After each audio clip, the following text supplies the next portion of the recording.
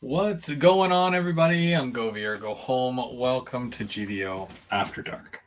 And it is definitely after dark because the lights are on now. Yeah, we don't normally start at 8:30, let alone 8:40, but here we are. I was telling you guys, I think it was like last week or something. My oldest son, he does soccer. He's in soccer now. Tonight was the first game, so I definitely didn't want to miss it. And they normally finish at 8 o'clock, so you'll notice that keeping track. That was at 8 o'clock until 8:30 ish, around there. For those of you who got to watch it, I hope you enjoyed it. I had fun making it, so yeah, but we'll talk about that more in a little bit. This is GVO After Dark, episode 5, season 5. And like I said, I'm Go Home. Mark could not be with us tonight. I don't remember why, and we'll miss him. But hopefully next month he's back.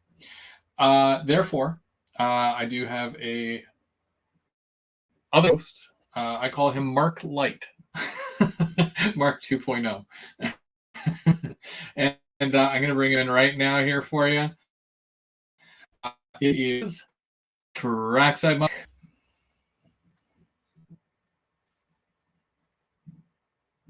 I don't think. Can you hear? Can you hear me? Are you there, Mike?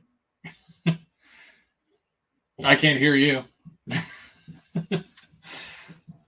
We're off to a great start. 40 minutes late, and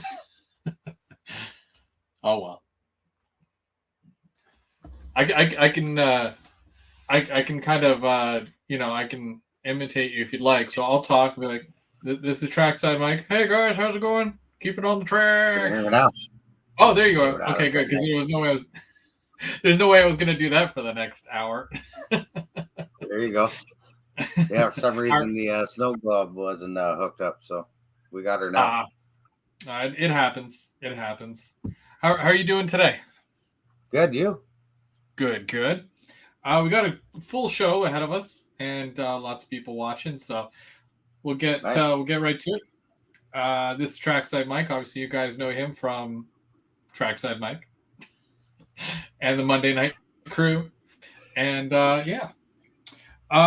we've got some live stream schedules that we'll be announcing for next month. We'll do a little bit of a keeping track rewind and a brunch build recap for June. A bit of a month in review, and then also we're gonna work on some stuff as well while we're chatting away here. Sounds good. Sounds good. Perfect. I want to say hi to everybody in the chat. Keep it in the chat.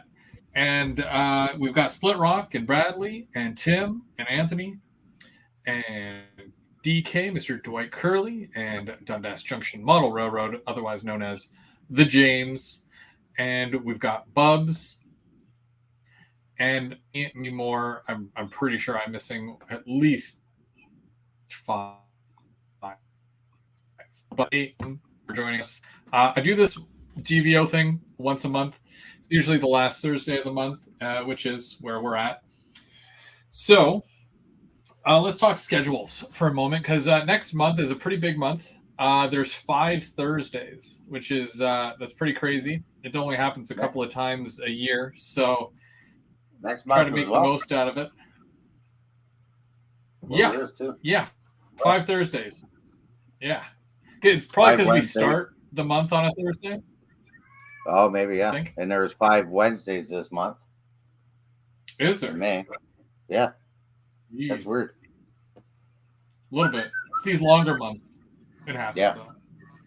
Yeah. So we've got Tim from They Make It Like That. He's going to go live on the first Thursday. Then I'll be live for the 8th. M&M Rails is going to take the 15th. And on the 22nd, we're going to have a special guest. So stay tuned for that. We'll announce that later.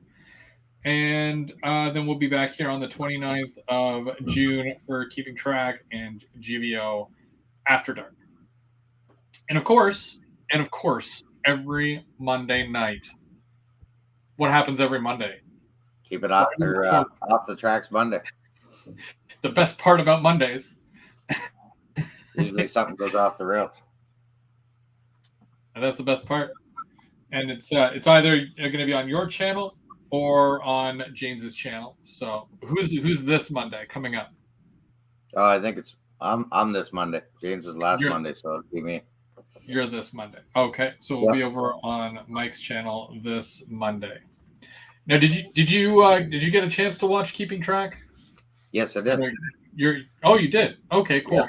So you got a chance to see some of that rail fanning that I went rail fanning with my youngest, and we were sitting trackside. That was the day after we went to the museum.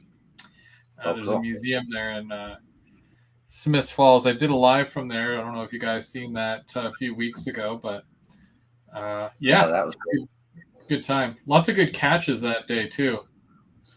So it was fun. Smith Falls is one of my favorite places. Yeah.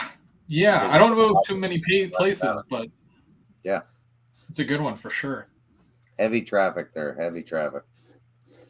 Next time you're up this way, we'll get Bubs take you up to a couple of those other spots closer to Montreal. He knows quite a few that are. There's some pretty good spots where they're highballing right through there. So I'll let him drive. Yeah, sounds good. And then, of course, I started a project, and I have them here with me because why clean my desk? It's only Thursday. So this one's mine, and obviously not too far. We didn't get too far because I said, look, we're only going to go so far with this, and then, then we're going to be running a little bit too long, right? So we got to break it up. We get the main thing, and then we'll come back and we'll do, all the detail and all the painting. But my oldest is really excited because he's wanted to do like somewhat of a train project for a while, and I thought this was a perfect idea to kind of teach him how to do certain things and just kind of try it out, dip your toe in and see what it's like and if you enjoy it, right? Yeah, it looks pretty good. And Tim says the sharp knife is a safe knife. It's coming back. I got my sharpened stone. And sharpening up the number 11 blades. Yeah. Well, it was funny because like when we had first filmed that, I'm thinking to myself, because I'd filmed it normally, and then I came back and I'm like, what would be funny? Because he's a funny kid. What if I came back and I was like, you know what? Maybe you shouldn't play with the knife. And then he's like, oh yes, Dad, let's do that. And then we did a second take for that, and I'm like, Yeah. But I had to voice over all of that. But you got to have fun with it, right? You don't want to, be all boring and stuff, and just give you the minimal, right? So. Yeah, no, I thought he did a good job. The funny thing is, though, and I'm going to show you, because I'm like, so what's your plan? And this wasn't on camera. I'm like, so what's your plan for this? And he's like, oh, I want to have this, and I want to have a lake. And I'm like, bud, you're not going to fit a lake on this thing. It's 8 inches by 8 inches. And he's like, yeah, and then he took me out to the layout, to the water that I poured. And he's like, I want something like this. I'm like, you're not going to fit that on this. And on that little space, yeah. Yeah, well, and then I took mine, right? So you can see that the corner here, it goes right down to the wood. It's very, I shaved it right down, and I said, what I would need to do is bring yours down like this, put a piece of styrene here and here, and then pour it in. But the water would really only come up to about here, right? And then he's like, oh, I don't want that. So now he's going to do mostly like, tree and bush. But I shaved mine down all the way for nothing. So Oh well, I might add water to mine still, but we'll see. We'll see what happens. So now I'm kind of I have to either do water or I can just fill it in. It'll look okay, I guess. But Yeah, it'll look good. it is what it is. I'm laughing at the chat there too. The Canadian meaning of hoser as an unsophisticated, especially rural person. Yeah, probably. I was getting a whole bunch of text messages from Tim earlier. I think he saw a picture of me in my GVO hoodie, and he's like, "I want one." I didn't get to respond to you, Tim. I'm sorry. It was like I came right from the field here, and I'm like, "What do I do? Do I go live or do I take a washroom break?" I don't think you guys want to see me like let's wrap this thing up because gotta go. So yeah, I didn't get to reply to you. I do have GVO merch available. You can go through the store there, or reach out and let me know. Yeah, I got hoodies I and didn't want to tees. get mine dirty tonight. You didn't want to get yours dirty? Yeah, I didn't want to get mine dirty tonight. Saving it for the weekend. I just got my shirt in the mail, so I'm like, well, was it 2 days ago? I think I don't know because remember I ordered one and it was like a 2XL T, which is tall. So I ended up just giving it to Mark because he's the tallest guy I know. Yeah. And then he never even wore it on Thursday. So I'm like, Mark, he's saving it for tonight. Maybe. Well, that or next month or who knows? Who knows? But then I got my actual regular one. So, but they were at least good about it, and they sent me the correct one because technically it was my error. I'm like, what is 2XLT? It's kind of like I thought it was going to be a toddler size shirt, and I was going to try to squeeze into that, but that's a whole other show. So I'm glad they sent me the right one though. Nice. But you and I, and also Perry, and off and on as well, Heath. We've all been working on the group build. So we had started April 30th, and we've been working on that kit every single Sunday since, basically. How do you find that it's been going for you? Pretty good. I think after I go to OVR Saturday, I'm going to get some of that Tamiya window tint, the smoke tint, and I get the windows done. Pretty much the kit should be almost completed by this Sunday. I would think. That's good. I finished my little window pieces because remember I was trying to paint them and then it didn't work. The blue was fading, but now you can definitely see blue on there now. Oh yeah. I decided to tape it off and spray paint it instead, so that worked a lot better. So I'm going to be getting those on there this Sunday after some brickwork. So, but we're probably going to be wrapping that up June 11th. That'll be the cutoff date for that. We're doing. Hey. For the kit we're doing. Yep. Yeah. We'll hopefully we'll be done by the 11th, and then of course the 18th is Father's Day, so no brunch build that day. Probably gonna do something with the kids, Yeah. No, you gotta keep it. Keep the family. That's right. Everybody happy. But the following week, which is June 25th. Now we all know Brian from the Iron Horse route. Yep. So he's been talking with Marcus Mark looking for a house that represented his parents' house. In some cases, you can't just go out and buy certain kits. So Brian had made a 3D printed HO scale model of Mark's parents' house, but then he sent him a couple. So he gave me one, and we've got one that I'm going to be handing off to you next week. Yep. So the three of us are going to be doing another group build, but we're going to be doing this one of Brian's 3D print. Yeah. So Iron Horse Root. so go check out the Iron Horse Root at his channel. I know he has an Etsy store that he sells his 3D prints on. We'll have more information for you guys when we go live with that build.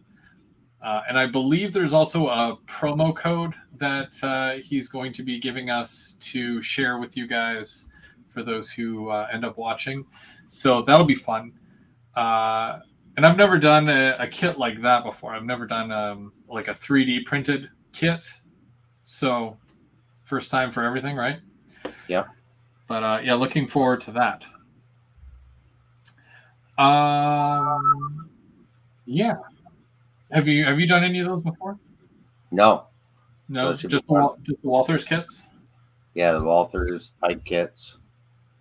I wonder how different it's going to be. I opened the box a little early just to kind of gauge. I like to know what I'm getting into before I actually do it. I don't like too many surprises. I'm a big fan of surprises, but nothing too crazy, right? Yeah. And the way we're going to unbox it, of that when we start on the 25th, but really well packaged, as you'll see when you get yours, but really well packaged and whatnot, and everything's laid out very nicely, and there's even instructions and whatnot as well. So it'll be fun. It'll be fun. Yeah, I'm excited to see this one and do it. Also, next month is a pretty big month because we've got a lot going on. So June 3rd, which is it's 3rd and 4th. It's the Arm Prior Train Show. Not too many train shows up my way, so for me to be able to go to something like that after I don't know how long they haven't been doing it, but Bubs was saying that it's going to be really, really good. It's like 2 buildings and the whole Ottawa layout, like because there's the Ottawa Ho track.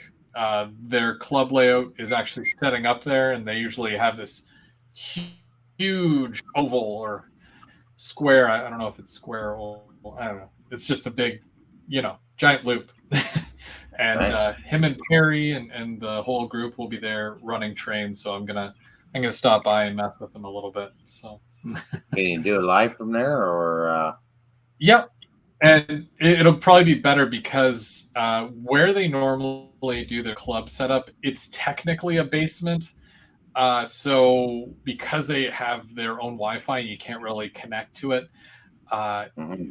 Plus the cell phone service, because you're in a basement, doesn't really work out. At the club, it's kind of like being in a hockey arena. So should be all right. Yeah, the reception should be good. And I'm going to take my my camera car, and I'm going to get one of the guys to either put it on the front or the back of a train, and I'll give you guys a full tour of their layout setup. I'm sure one of the guys would be happy to do that for me. So awesome. Do it live from there. Yeah, I can't wait to see some of that. Yeah. Any train shows for you coming up? No, we got nothing around here. I think Ancaster's in June, I believe. Ancaster's usually pretty good. Yeah. It's usually, a couple hours for me, Ancaster, so. Yeah, not bad. I think I've actually, if that's the one that I've been to, I've made the drive down to that one before. Okay. And it was a pretty big space. I think it was like a gymnasium of something. Or is it what kind of building? I don't know what you would call that. I don't know. I haven't been to that one.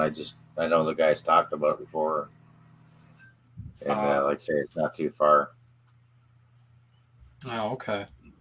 Obviously, but the way prices are at train shows, though, I've said it before. I'll say it again. I usually have my phone with me, and I'll compare it unless that's not, like if you can go to the store and buy it, I don't normally buy it. Yeah. If it's hard to find, I'll get it. But in most cases, whenever I go to a train show, at least in the last however many long, if I go to a train show, I'm looking at product and then I check the OVR site, and then the OVR site has it cheaper. So, I that's just the noticed way it that is. when I was at Woodstock. It was like, Yeah. wow, you buy that new for that price. It happens. It happens. Midland, And also, like, I was just gonna say, I was just reading John Carvin's. It says Midland, Ontario is this weekend. So, neat. that's not Midland, Ontario. That's probably far from me. Tim said that sure. Ancaster is there. Pretty big, yeah. My prices are cheaper. I'll be at the Ancaster show. Stop by. My prices are cheap. Oh, okay. There you go. John Train, BFGR. And you also get to meet John. So there you go. Yeah. Go to the Ancaster show. When is well, you said you're going to the Ancaster show, right, Mike? Am I going? Depends on the date. I'm gonna write it down if it works out. John, if you have that date, post that in the chat there if you know the date. Yeah. I want to say it's like June, mid-June or something. Mid-June. Which is ironic because I have a week off in June as well. It seems like I've been taking the vacation lately. June 18th. June 18th. Awesome. Remember that down. Go meet John. Buy trains from John. Buy trains from John and go to the show. We also have the Rapido Barbecue is happening on June 5th, and I don't know if you guys have ever seen or if you guys pay attention to it. Rapido, every year they do a manufacturer or retailer. Is it a retailer barbecue? Technically, it's like an open house for all the retailers, and they all go, and then Rapido hosts them with barbecued goods like burgers and hot dogs and whatnot. And they always do an announcement, some sort of announcement. And I'm really looking forward to it because it's kind of like Christmas. Christmas Day, you always wait for that email from Rapido, and it's like, what is it? What is it going to be this year?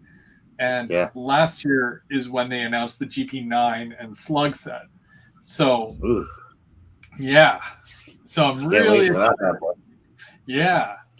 So I'm sure we can expect an announcement coming up real soon. Most likely on the 5th, which yes is a Monday. Absolutely right. So yeah, we'll see what happens. And the 5 Thursday shows. I wrote everything down. I like to be somewhat prepared, but yeah. You gotta check his email. Lauren, check your email. Not the OVR email, but the Lauren email. The heavy on the master. Yeah. It should be there. Yeah, it was also there. I did an update to my Patreon. Patreon members now, basically there's multiple levels, things like GVO crew stickers, tees, hoodies, and more. Crew only giveaways. So basically, because even for yourself, you won a locomotive 2 years in a row. Not this year. You're throwing in the towel this year to give everyone else a chance, but I have a lot of members on the GVO crew on the YouTube side where you can go with the gold, silver, bronze. But I've opened up my Patreon to be a little bit more refined, where you're going to get more back. So I'm hoping that more guys make the jump from the YouTube one to just the Patreon in general. And I'm going to offer, one-on-one how-tos and video requests specific railcar request reviews as well. And of course, like hoodies, stickers, T-shirts, stuff that are obviously, if you're showing support, then send some stuff like that out as well. So you can always link that through my homepage. It's in the top right corner if you would be interested. Or kind of linger.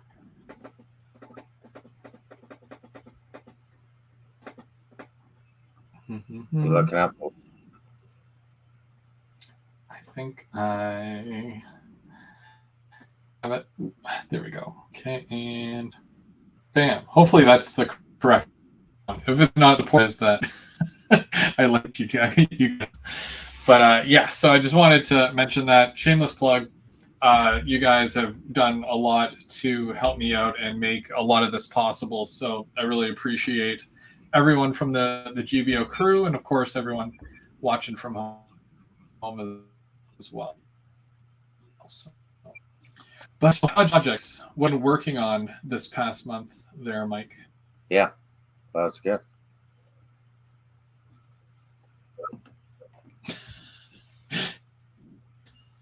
What are you working on? Oh, what am I working on? Oh, sorry. What have you working on? So the kit build. Yeah. I worked on the swing gate tonight after work and got the wood on the swing gate so I can lay track hopefully maybe later tonight or this weekend. So I can start running around the room. Cool. In the other room. So yeah, lots going on. Busy at work. Do you have Camping track season. going to the general area where you're going to be putting another hole in the wall? Like, is there already track there, or do you have to still do the run up to it? Yeah, no, there's a track there right up to the wall where it says 2020, 2037, I think it says on the wall. You should just paint a black hole like, in the Looney Tunes where it looks like it's going to go through a portal, but it doesn't. And it's just wall. That'd be fun. Yeah, no, I'm gonna drill another hole Halloween. Neat. Of this year. Well, that's cool. So we're looking forward to that. But we got to wait to the end of October. Yeah, it's October. Oh man, she's gonna be shocked that I went through into her office. That'll be fun. That'll be fun. We also have another guest, and he's waiting patiently downstairs. And I think we can get him in. I think he's ready. He's ready? It might be. All right. Yeah, let's do that anyways. And if he's not ready, well, here we go. We've got Mr. Lorne James. Oh, there we go. No. Yeah, it's thinking about it. I wonder if he knows he's muted. Oh, don't worry. I did that earlier. There we go. There he is. I have to do the voice to learn. Oh, geez. Bye, trains. Oh, geez. Beep, boop. Oh, geez. Oh, geez. How's it going? I'm late, but I'm here. You, me, both. Wasn't far off, though. It was an evening. I got a couple goodies, a couple news and notes. Yes, you are right. June the 5th is the Rapido dealer open house. That's what they call it. Dealer. I was like, store. Dealer open house. Yeah. I have a few guests with me this year. I'm not gonna leave their identity to the day of or their lives of, but definitely look for content that day. I have an idea what it is, but I don't know. So what they're going to announce? I don't know if we want to play the guessing game or leave it for the day of, Chris. Oh, I love guessing. I love, it's the speculation, like, what could it be? Is it a new model, or is it just, old tooling? I'm gonna go with old tooling revisions. I do not believe it'll be new tooled. It has to be F7s. F7s, they've been out of the market for like 3 years. When did the last batch, the VIA, the ONR, at least 4 years ago? Give it up. They made like 10,000 Fs. It's some more switchers, man. Come on. Okay, fine. Well, the Garnigo wants GMD ones. Yeah, or a switcher. That'd be tight because they're really good. I'm thinking it's a GMD one or it's an SW1200. I see. Now, if it's a GMD one, obviously you come back with some stripes, come back with some goldies, and come back with maybe the Can Do or some of the other fringe roads. I don't know if a lot of people realize this, but there was a couple short lines that actually had a couple GMD ones. One down in Cardinal for a while. But the problem with the short line is you generally never meet the production numbers. Like short lines are very hard to sell, Chris and Mike. Like very hard.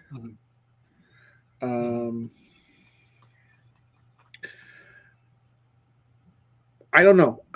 If you told me a year ago, I told you every announcement would have been new tooling. I'm a little bit more apprehensive that it's going to be new tooling. There's been a lot of projects, guys, that have been announced and new tooled that still haven't arrived. So there's a backlog of arrivals, and there has also been a ton of recent arrivals. So it's twofold, I think.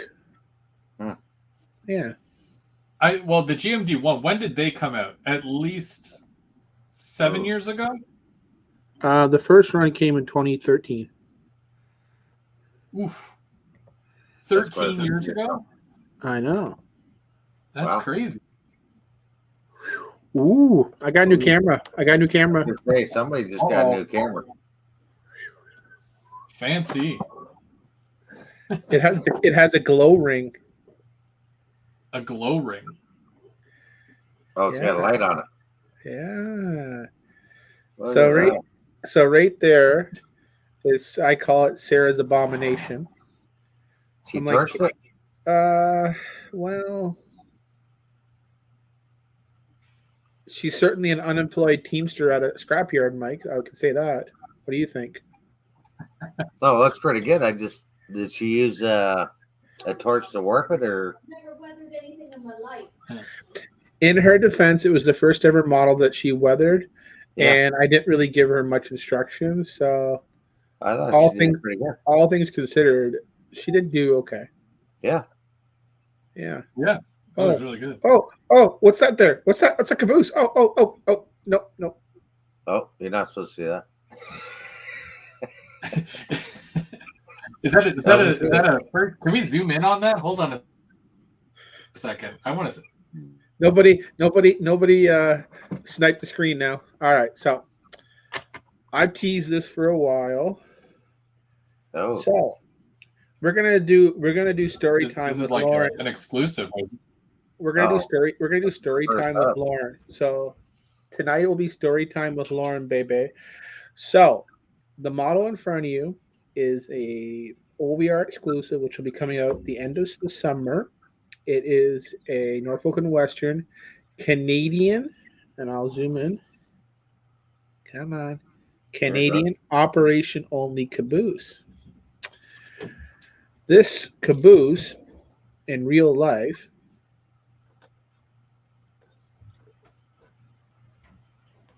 I'm just testing out the camera. Through the camera. This caboose in real life is the reason why I'm into model trains. Yeah, that's a nice caboose. The reason why is when I was younger, I used to play baseball. And when I played baseball, the Norfolk and Southern had a daily eastbound and westbound beside our practice field. And the last thing on the train was this Norfolk and Western Canadian operation caboose. And if it wasn't for those cabooses, I probably would be into model trains. Period.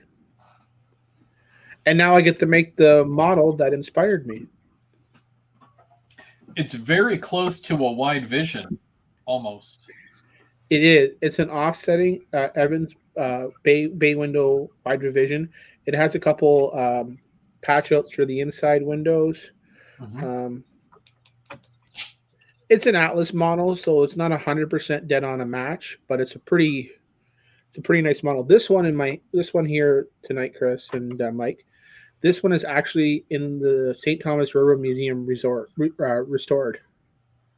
Okay. That number and everything, like that exact Yeah. model. Yeah. That's inside Oh. the shop there. Yep. Nice. I like the numbers right across the front of the. I guess you call it a cupola. Cupola. Capula. And to answer Split Rock's question, tell me someone who never's not said no to a caboose. That's right, Split Rock. Yeah. Yeah. Split Rock could use some of those on his layout. Yeah. You buy the first round, Split Rock. It sure is a nice caboose. looking caboose. So that's the first one. Oh, but there's more. Oh, If I had known you were going to be showing such awesome product, I said this was story time? This isn't like, we're not a one trick pony here at OVR. Oh, Oak Ridge boys. So next month we're going to do a couple of these cars graffitied up with the Oak Ridge boys, and on the backside it'll say Elvira. Nice. Yeah. I drink my Labatt's cold, not warm, Split Rock, and if you ever feed me like Laker, I'll throw up. Buck of beer does not go down on me.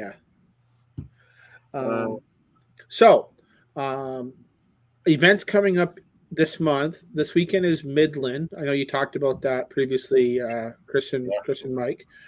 Mm-hmm. June 5th is the dealer open house for Rapido, so definitely check that out. What else is on the go? Well, Ancaster is on Father's Day. OVR will be at Ancaster with some surprises, so definitely come and see me. There's the Cardella. I like the Cardella a lot. I really do. It's a really nice green. Yeah, dumpster green. So that's that. Now. Oh, I don't know if you guys watched last week's Throwback Thursday OVR Facebook picture or the Freight Car for a Friday picture, but did you guys either see the Freight Car for a Friday picture I posted? Is that the one with the car on a post in front of a bunch of other cars? That'd be called a railroad yard, Chris, but good try. I'm sorry, but you put that on the tee, Chris, and I was going to smash that off the green. I'm sorry. It's cool. You get one. You only get one. All right. I'm going to show you one of the first original prints that I acquired. Oh, wow. I did see that one. I should have pre-warned. So, I haven't officially announced this, but it's kind of out there. We are working on the transfer caboose. Nice. Did he just say he's working on a transfer caboose? I'm working on a caboose. Working on the railroad, Mike. Working on the railroad, yeah. And this is where the N scaler says, "Are you doing it N scale?" I know. Somebody's at home and they're thinking you're chopping at the bit right now. Please do it that scale. Have you ever considered the other scale other than HO? What other scale could that be, sir? What other scale could that be? Clearly G. Clearly TT. Clearly my suitcase trains will make money. I said G. I'm going TT. Mike is starting a garden railroad. You can tell. Yeah. He's got that green thumb and everything going on. I know. So, that's the big thing we're working on now.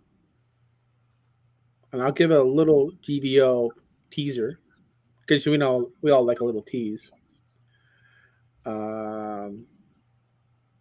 We have 6 projects in different phases right now. Ooh. And where's the caboose right now? The CN caboose. It is at the top of one of those 6 phases. Nice. Yeah.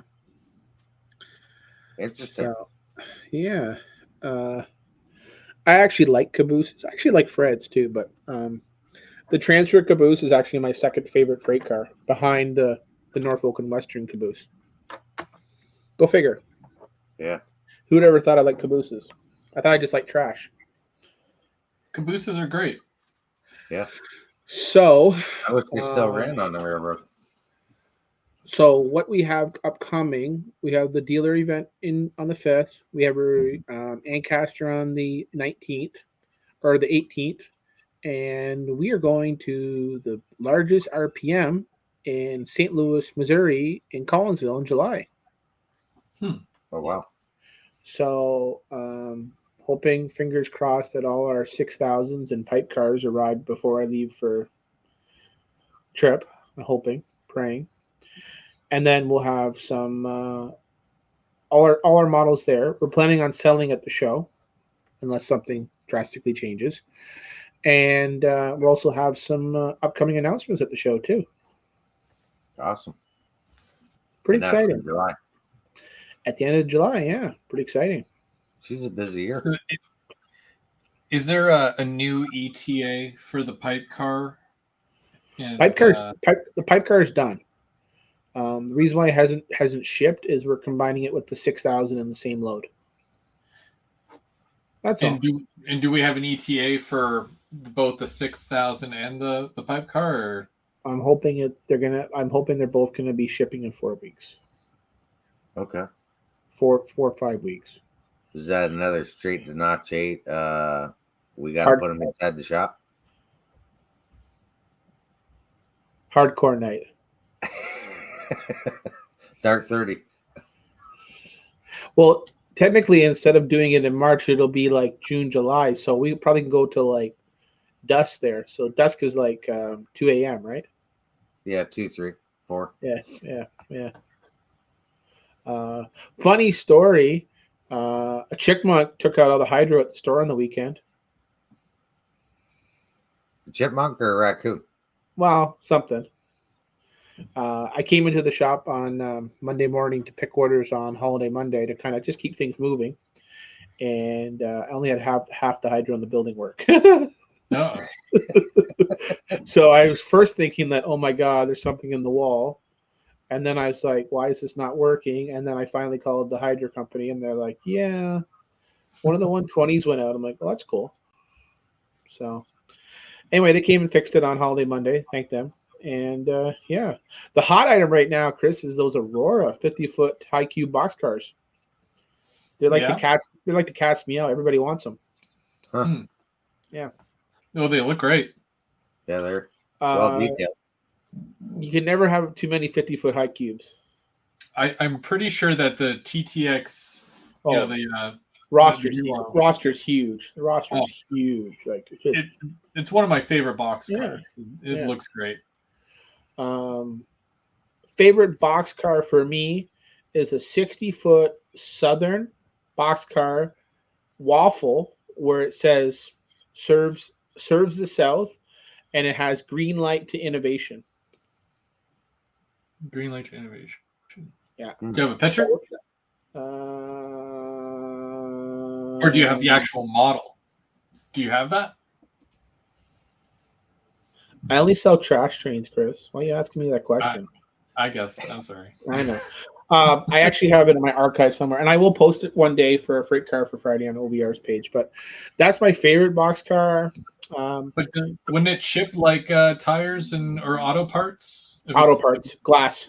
Yeah, glass. Yeah. Glass tires and rear brake ends. So it's kind of cool. Oh wow. Well, at least we know why it's your favorite, because it's an automotive box car. Right? Well, I have a rich history with automotive in my family, so I mean, I like automotive-related cars. That's not a hint to what any of the 6 cars is, or could be a hint. You never know. Take it the way you want to take it. But no, I like automotive stuff. Favorite bulkhead, obviously, is the pipe car coming out. I need 60 of those for my layout, so. Mikey's getting all road numbers. Yeah, that. If you shoot another video of pipe cars and you don't buy all 36, you might as well just not shoot another train. Yeah, might as well just lay it down. Fair statement, right, Chris? It's fair because you can run a full train of just the pipe car.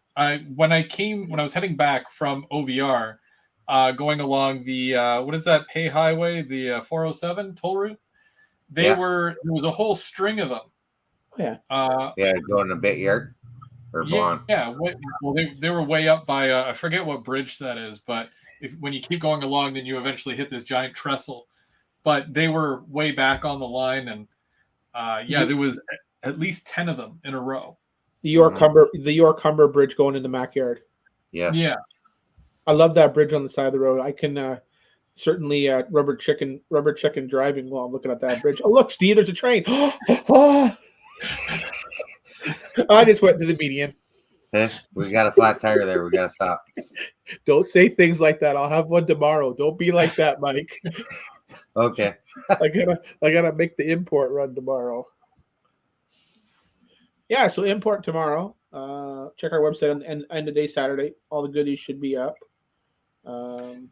Anthony wants to know if you like the Rapido Turbo Train, and would you consider making a shunting platform? Oh, okay. So, I've never had a turbo. I've never operated a turbo. The only train that I would ever make a shunting platform with would likely be corridor stuff, so like stuff for LRCs or for something for the Canadian. Yeah. You do, however, have an exclusive turbo train that's only going to be available at OVR, though. When it comes. If it comes. I don't even think it's in production yet, but honestly, I'm going to say this. It'll be interesting to see on the June the 5th dealer event how much tooling they actually show. Okay. Because that's going to be a real indication of like what is actually in the pipe, because they showed. Am I thinking wrong on this, Chris? They showed the slug set at last year's OVR pop-up, but yet it still hasn't arrived. Oh, they showed a video of it. There was pictures, but I think they were computer renderings, because it wasn't until your open house that I saw a physical body, and it wasn't painted. And the only thing that they said that needed to change was the handrail down the side. Apparently was too thick, but I'm like, no one's pulling out their calipers and checking that. I mean, it looked good. It looked good the way it was, but So the other thing in consideration with Rapido and a few other companies is some of the timelines have slowed down, and there's a lot of back orders or pre-production slottings that still have to get cleaned up. Mm-hmm. So that's why I'm really thinking that it's going to be a lighter announcement. I can't see it being heavy. I mean, I would be over the moon if they were making a CN sweep, sure, but I think we're a few years away from a CN sweep. Okay. Some of the guys were, because I like to play this, what do you think they're going to make game? And because Jason has been showing a caboose, it's not the same one that True Line's train. Oh, this one. Here we go. Speaking of Atlas, not True Line. Atlas. Sorry, Atlas. It's not the same as the Atlas one. The Hawker Siddeley one is a little bit different, and there's been a prediction saying possibly the Hawker Siddeley. Yeah, because he showed it last week on one of the layouts. On his layout, yeah. And that was brass, I think. It was a Van Hobbies. Yeah. I would say respectfully, no. No. I'm gonna. You know more. I just like guessing. Yeah. I don't think the Hawker is viable. No. Not enough road names, or one road name. Yeah, but look what they did with the N scale wide vision. Who wants a B&O wide vision? Come on. In N scale.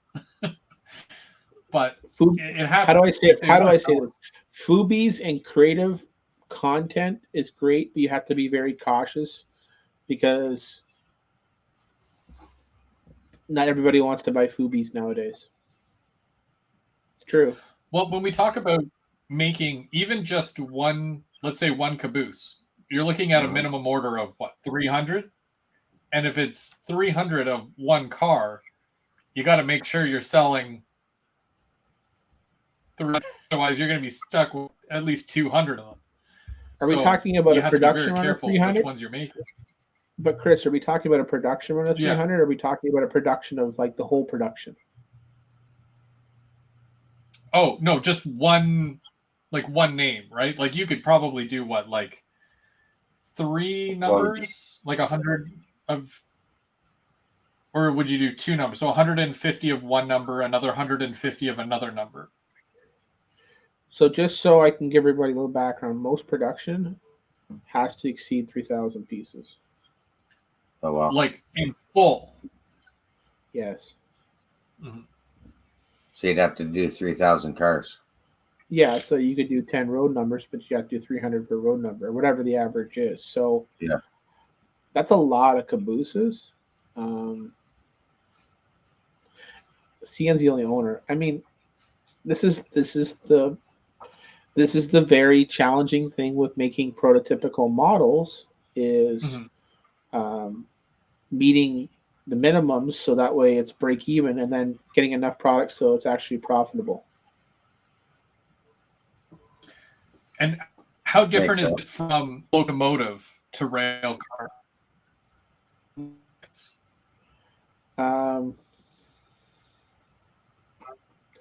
The lowest I've heard in the industry is one production run. You know, we did 1,000 pieces. Most production runs between 3,000 and 5,000 pieces. But again, it depends on the complexity of the model, and it also depends on how many change-out inserts in the tooling they have. Because they do, obviously they've been doing the, you know, the RS18 and whatnot. Another one was the RS10. I'm not sure if Jason needs via 8558, but I know it's the only via that you did in the RS10. I personally love one, but I know that I'm only one guy. And, you know, there's only one via number. And I think it was done by Proto 2000 a while ago. But I don't know what else they could do with that. Yeah. Be interesting to see what they pull out. But if you're doing that that caboose, is it just CN, or I don't know how much you're actually allowed to, or you're wanting to say about the caboose, but like, would you be open to doing other road names instead of just CN, or is CN your main? If I'm going to do the transfer caboose, it would be CN and only CN, plus some of the other second-handers. I would never make a Fubi ever. Oh yeah, no. I'm 100%. I'm 100% against Fubies. Would you ever sell an undecorated?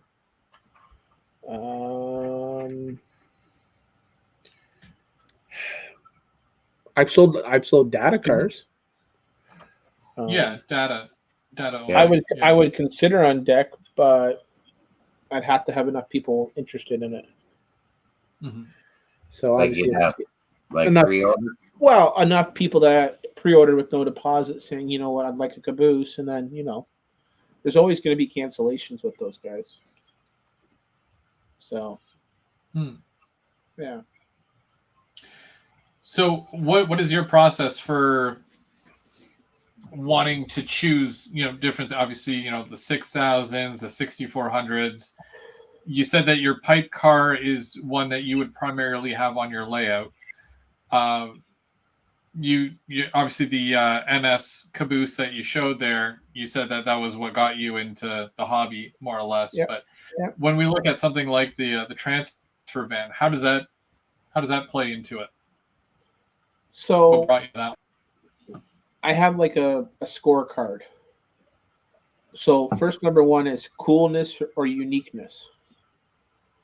because I think there's that factor that can really manipulate sales. If it's unique, or it's cool, or it's been highly requested, then it scores high. Makes sense. Number two is the variety of road names.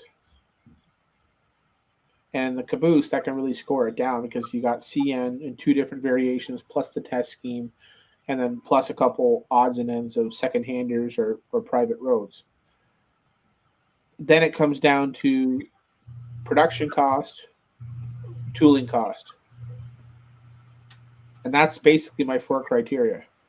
Obviously, I got other criteria like, does Lauren need this? Or does Andrew need this? Or customer base have asked for this kind of approach. But I mean, the pipe car is cool. The pipe car is a really cool car. The 6000 is a cool car. The 64 has, it's been a very successful car. Like, we still have pretty much all the SKUs, but limited quantities left. There's at least 8 guys I know of that have a complete 126 car set. So the fact that they put their faith in us to buy every road number is amazing in itself. Yeah, that's wild. I think that's Mike. Didn't Mike do that? Unless his wife is watching, then he only has like 2. Yeah, I got 25.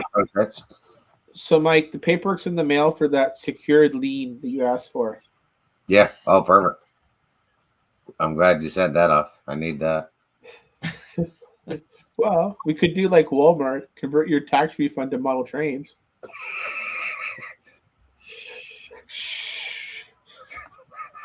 Don't worry, dear. H&R blocks just around the corner. It's in the alley. Yeah, that's right. Yeah. And then the other thing, Chris, is where does it fit in relation to our company, into our demographics of our customer base? So, like, everyone's like, oh, Lauren did the 6400 and the 6000 and the pipe, and they're ultra modern, but it's like, the transfer van's not modern. Yeah. The next 2 to 3 cars we're working on are not modern. The next 3 cars after that are modern, but are you going to see us make turn of the century freight cars? No. Are you going to see us make boomtown cars? No. Are you going to see us maybe do 1 or 2 transition cars from steam to diesel? Maybe. Are you going to see us to do 1 or 2 70s to 90 cars a year? Yes. I'm an 80s baby, so if I saw it, I'll still want it. Yeah. Yeah. Would you still consider the 80s, 90s, and obviously 2000s modern, or does it shift now because it's 2023? So modern is technically the 2000s. My definition of ultra modern is 2013 and up.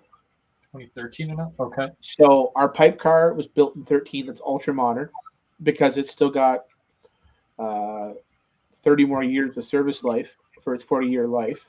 Yep. The 6000 is ultra modern because they didn't start making them in 2018 and 19. Most of the 6400 is in between from 2006 to present day, and they're still making them off the assembly line. Yeah. What I would consider modern would be anything from mid 90s build to mid 2000s build. What I would consider contemporary would be like a Pullman Standard 4750 covered hopper from the 70s. It's clapped out, rusted out, getting close to the 40-year. You can see the leaser. You can see the secondhand owner. You can maybe see the old Rock Island logo or the old Chicago Northwestern logo or the old, look at how many of the Canadian heritage grain cars are on secondhand owners now, guys. Yeah.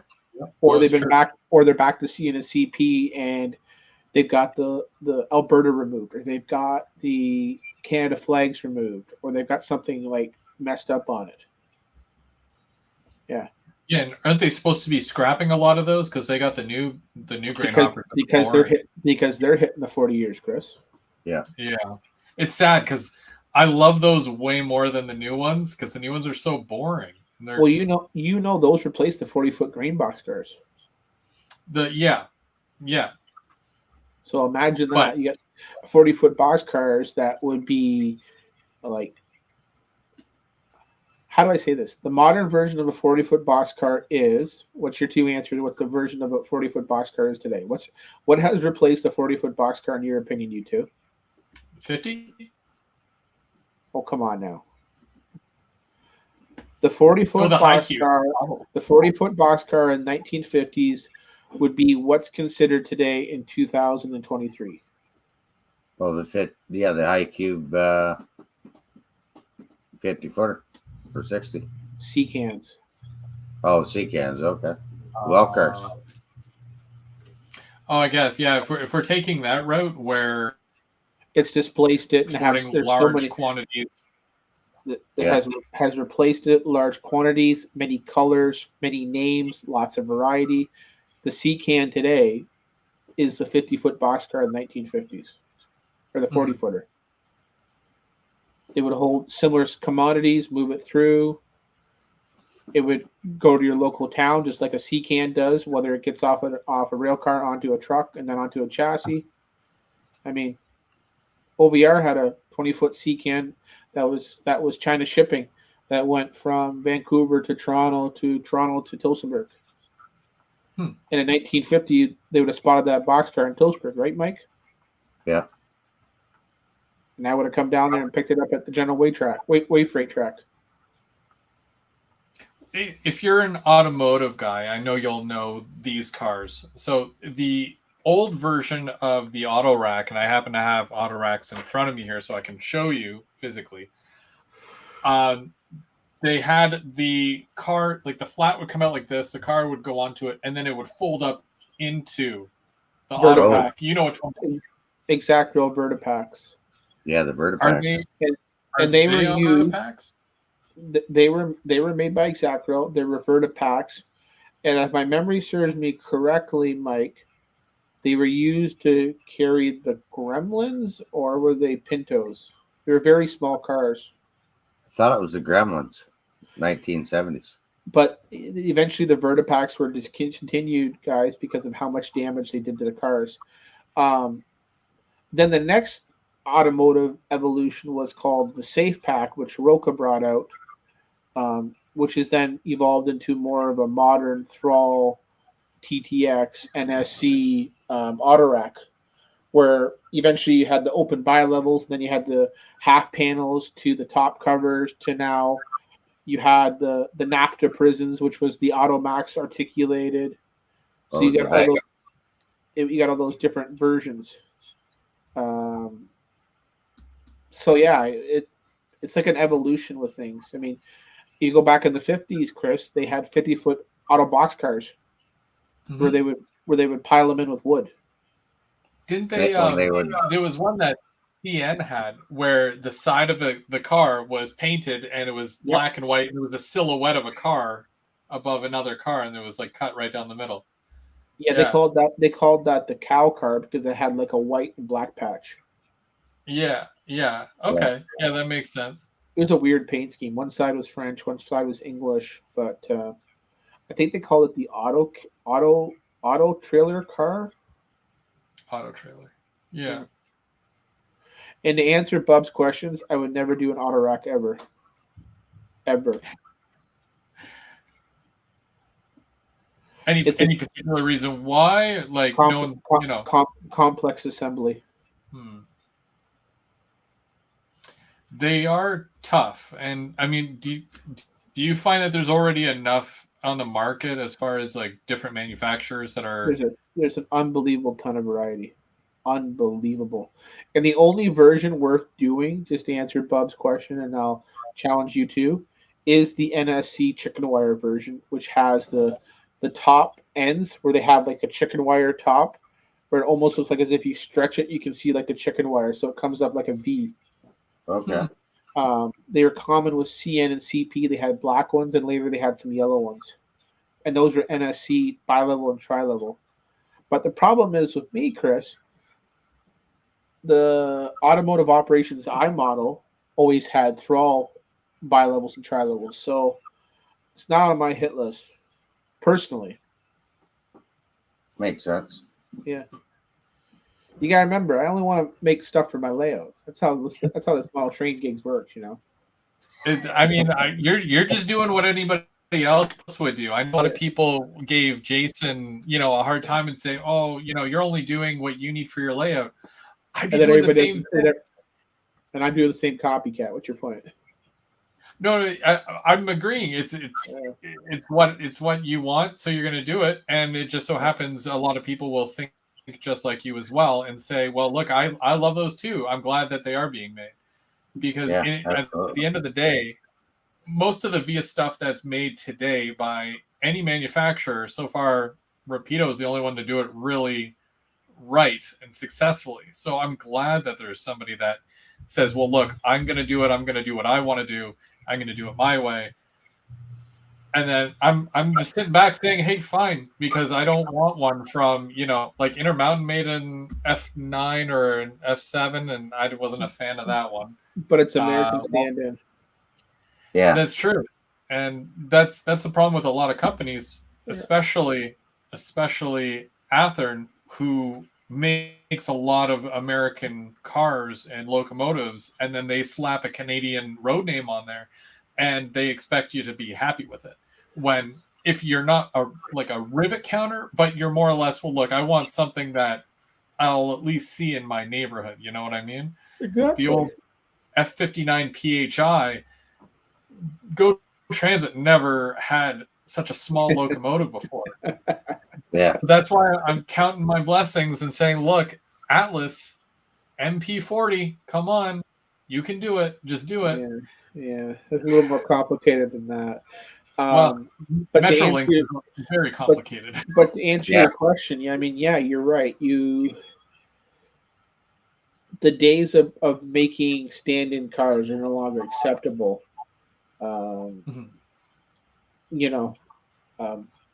It's one of those things that you consider. To answer Bub's question, my layout doesn't actually need any unilevels, but I might have one or two. What I find is more interesting is you get all these guys that have these ideas. So remember we first brought out the Via Rail LRCs faded. Yes. And a bunch of people were like, "Oh, I can't believe you would do this."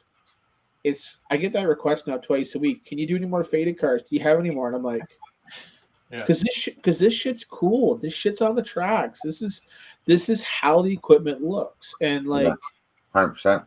Oh, I still remember the conversation we had about that. You're like, "Have you seen this?" And I'm like, "I haven't even really noticed." Like, the odd time I watch Railfan videos, but it's not something that I noticed until you said, look at this, look for this, and tell me what you think. And I looked it up, and it's a very real thing, and it still happens today. You can't get any more modern than that. I mean, those peeled Canada flags or faded blue silhouettes, that'll be right up until they scrap them. Mm-hmm. Absolutely. Yeah. And I mean, a lot of guys criticize me why they wouldn't fix them though. A lot of those guys criticize me for doing the off-beat sets, and then they realized, like, months later, how popular they were. So kind of different. But no, I mean, the ability to do something special, unique is always fun. Always is fun. You have to be careful on how much you make or how much you're requested to take, because that's always the give and take with the balance. But exclusives. I've done many exclusives, haven't I, Chris? Many.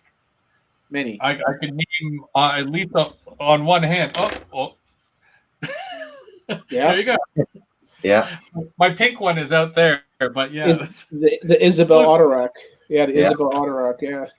The Autoracks, the E8, the E8, the Turbo, the Cabooses, M420.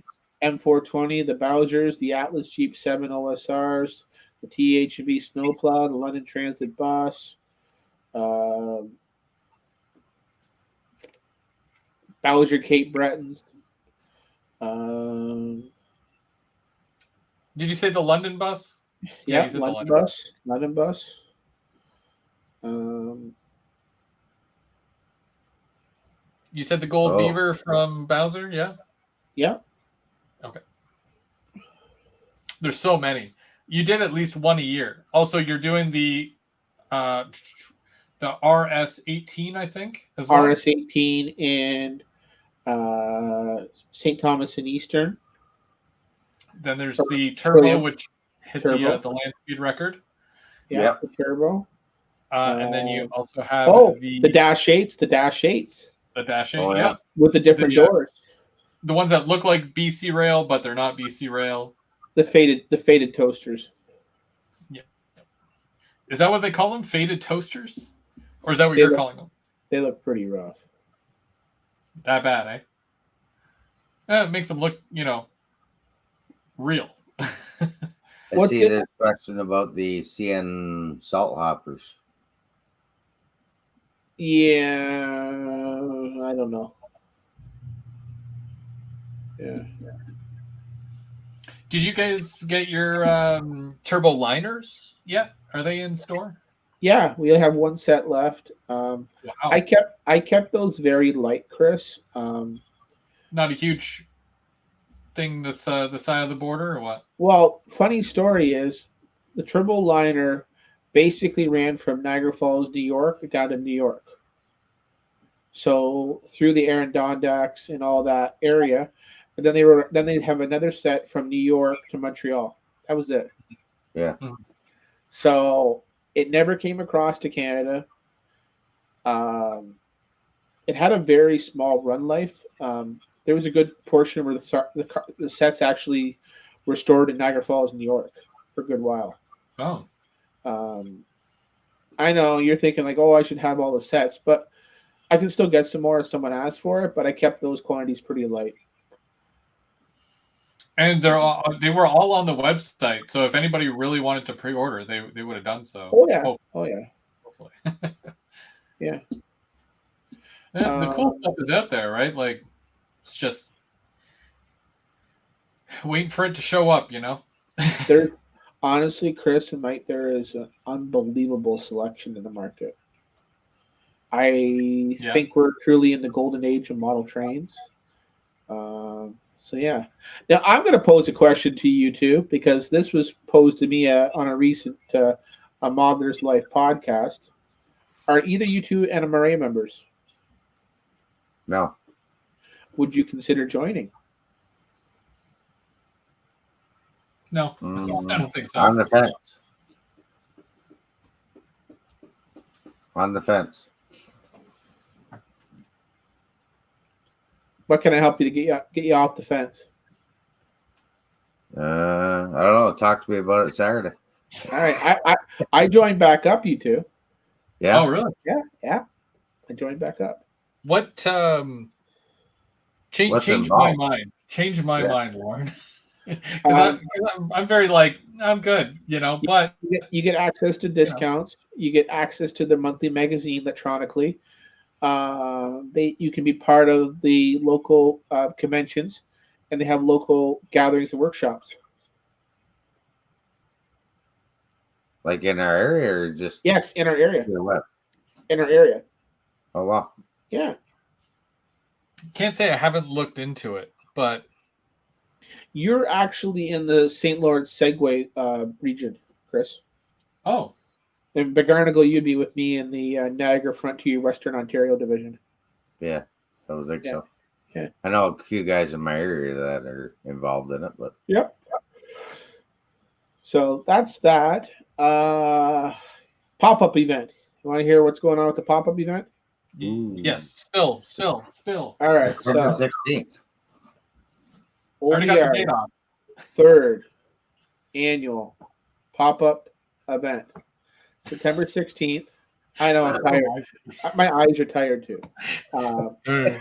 September 16th, 9 to 5. So, Rapido attending. Mini Prince will be scanning and attending. ITLA. Imagine that. Nice. Aurora. Sylvan. Intermountain, Soundtracks, A Modler's Life, NMRA Canada. I'm working on 3 more manufacturers, and one of them also is electronics. So that's 3 to 4, and a book and another special interest group. So we're planning to have up to 15 for the event, Oh wow. plus a cannon, plus a bouncy castle, Plus the Bagarnagle. plus He's gonna have his own table. Yeah. no, he's Is gonna be Quasimodo shooting me out of the cannon, or he's am I? gonna he's gonna be lighting it or doing the live stream. We haven't figured that out yet. Yeah, or doing the barbecue. We're gonna have face painting for the kids, and we're gonna have popcorn. Neat. Nice. Yeah, I can't wait. That's gonna be a good time. I'm trying to incorporate the whole carny theme in here Hmm. because everybody likes a good carnival. Oh yeah. Yeah. I wonder if the good people over at Via could get their little ride on Via to your place. Go up and down the way there. You ever see that? They're always in parades and stuff. And Maybe. it'll be the closest I get to riding the Via for free. You don't want to be a stowaway? Yeah, I don't think they don't even let me near the tracks. So I shouldn't say this, but I'm going to say this. So don't everybody watch this. Don't think bad of me. So my second favorite videos watching on YouTube are hobos trespassing on trains. Well, I found a channel there last week. Because I watch it for the scenery. Honestly, Have you ever seen Dancer? I think it's called that. is that the one where he climbs on the container trains in California and goes through all the Midwest? The one I seen, he was on BC and he went all the way to Calgary. I was like, is this guy crazy? Yeah. So, to answer everyone's question, the following face paints will only be allowed for Chris and Mike. So, Mike will be painted like Tony the Tiger from the cereal box. Because he's great. Because he's great, and he's got he's got the mustache and the handlebar. That's the old baseball mustache. And Isabel is going to plan on putting him in a cutout cereal box, so that way it looks like Mike's gone missing and replaced with Tony the Tiger. Chris will only be allowed either the Joker, Christian Bale, or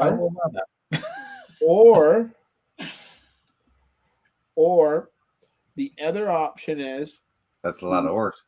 We look at something like, I don't know. What do you want to have your face paint colors be? I think it's a good question. I'm partial to red. I don't know.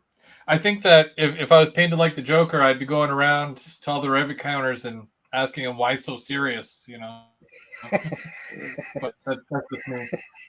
But you know, good one. I try. I don't know which one would be appropriate for me, with me being the host and the manufacturer there and selling there. I'm thinking of fish colors, so that way my cheeks look in like I have to do a lot of kissing that day, you know. We get to shave you bald and call you Mr. Clean. How about that? Or are you going as Super Dave? Oh yeah, Super Dave. Yeah, you gotta have your red, white, and blue. Yeah, I gotta have suit on with the cape. I got an old snowmobile helmet with the.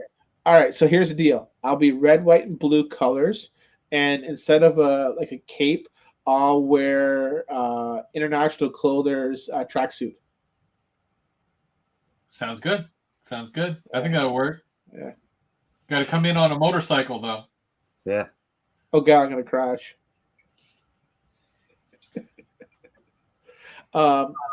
It's gonna be a fun time.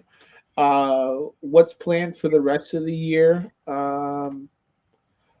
Woodstock is in September, Mike, not October, so that's going to be kind of awkward. That's weird. Eh? Yeah. Ancaster's November, so I'm probably going to go to that to have more stuff there on display. December, obviously, our Christmas program. And then, guess what, boys? Amherst is coming back. I know Chris is going, aren't you? I'm so excited because I don't go anywhere or do anything. The farthest I go is OVR. It's the Mac Daddy. It's the Mac Daddy of all shows. Even Mikey will tell you that. Oh yeah. Nothing compares to that. Nothing. I've been to a couple shows in the States, and I'm telling you, that was an awesome show. Yeah. Mike was rubbing it in the last time that he was there. I had such envy. And then he comes on the brunch build while he's live at the show. And he's like, look at this, guys. Check this out. Yeah. What about this table over here, guys? And I'm like dying over here. I'm like, look at this. We're operating the OVR 6400 trash trains on the largest layout at the train show. Yeah. At the Not just Boot Hill. The largest. Hill, yeah. Whose module that scrapyard? That was Bob's. That was Bob's. Yeah. Bob built that for OVR. We're going to use that for some upcoming picture dioramas coming up soon. Really nice. Really well done. New project on my layout. So I don't know if you guys know my bridge scene, but I think you and Chris, you know my bridge scene, and so do you, Mike. How do I not know your bridge scene? That is your layout. So, your bridge is the same size as my layout. So I'm actually going to be putting green cloth on the wall and on the water. And guess what we're going to be doing now with it? We're going to do a water pour? No, we're going to turn it into a green screen. Oh. Ah. Okay. So you're going to add your own effect.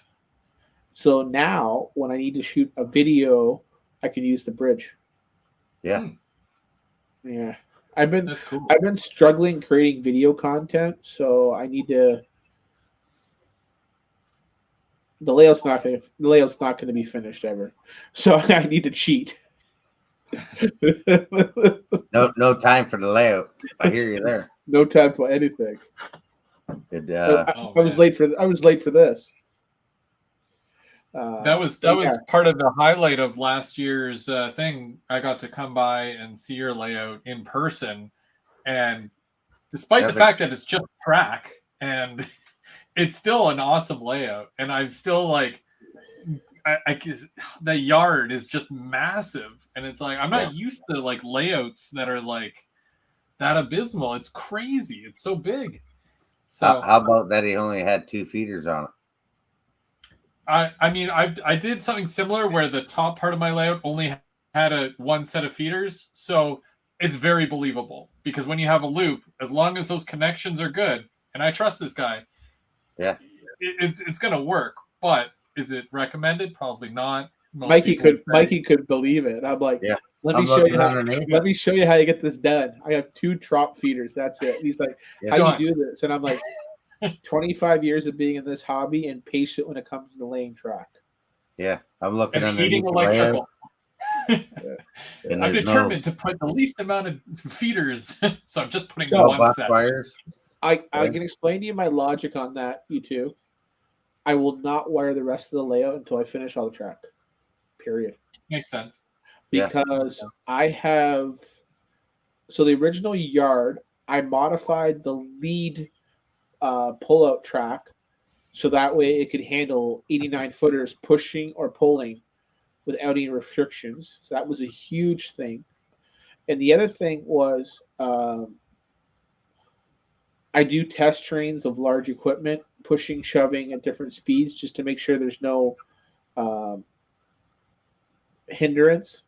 And then once I have that in, on my industrials, all of them will have cardboard cutouts that'll show like the base size, Chris, where it's like, okay, I need 8x10, but odd beat angle. Okay, track will come in here. So what I'll do is instead of laying that last industrial piece, I'll flex it in, but don't nail it. So like just the footprint then, right? Yeah. So my industrials will not be flexed. They will not be tacked in or glued in. They'll be flexed in, and then once I drop the building or feeder track or service track, then they'll get fixed in.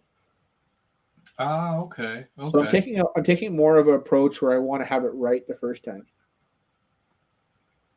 I've seen Makes a lot of sense. guys that'll scenery, and then they'll have to go back and do the ripple. Mhm. And it's hard to do the ripple and then relay track without just basically doing a complete rip out. Yeah. It's true. With how it looks like, obviously, and I'm going to say this, yard tracks get repurposed all the time in real life. Industrial tracks get repurposed, but most of the time when that happens, a lot of the railroads will take it right down to the roadbed, relay the track or switch, and then ballast in. Has there been times where you could see where the old right of way was? Yeah. Or where the old switch was? Yes. But usually that's because they were cheap. That's because the railroads were cheap and they didn't come back and do site remediation. That's just common. I like watching a lot of those videos where they're replacing ties, like they'll pull out the wood ties and put in the concrete ties. Well, great example. Mike, from Melrose all the way to Sarnia. They've got the brand coming in over. You can still see where the roadbed is for the second track. Absolutely. Now they have slowly taken away some of that ballast through the years. Yeah. But you can still see where the crossover switches are. Yeah, and that surprises me why they got rid of the two main lines. That was a Hunter Harrison move. Yeah. So that is single track. So the track we're talking about.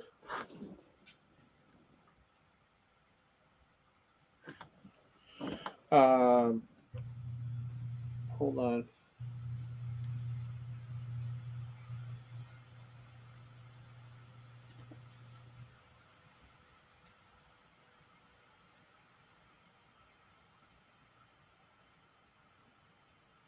Anthony, to answer your question, sorry I missed it there. You're asking about the CN Heritage ones. I'm waiting for the Intermountain to come in. I'm hoping to get a set of 3, hopefully. The 100 Years, the military unit, and hopefully a BC Rail, because I don't have any BC Rail yet, and I like the idea of it, that it's a CN, but it like the yeah. You gotta have the foreign power. Yeah. Well, also, like it'll lash up with the nice NS. Yeah. so why not? Yeah, absolutely. I think you were planning on getting a couple of those as well, right? Like I think you were at least getting the military unit for sure. Yeah. Yeah, I had a couple of the Intermountain locomotives pre-ordered. Just GP9s. I can't remember what. I think that's all my pre-order. Oh, and the Charger. Of course, we're all waiting on that. Oh man, that was gonna be so good. Yeah. Some more VIA cars. Yeah, they haven't really announced much as far as pricing with those cars, or much about that. Have you caught wind of any of that, Lauren? Like pricing for the Via Rail set from Bachmann? It's a mystery. Yeah. I heard Christmas or sometime next year, I think. Yeah. Probably. Yeah, January, February. Yeah, I think they said first quarter. Something like that. The locomotive is supposed to be within the next couple of months, so but they already had. It's not like they don't have the tooling or whatever. They have it done. They're just, I guess, making them, and then they got to ship them. So yeah. Hey, Mystic, how's it going? Bub says, I know the Chalk River sub is still owned by CPKC, even though there's a trail on it. The property is still CPS, and they do have the rights to reactivate the land. Okay.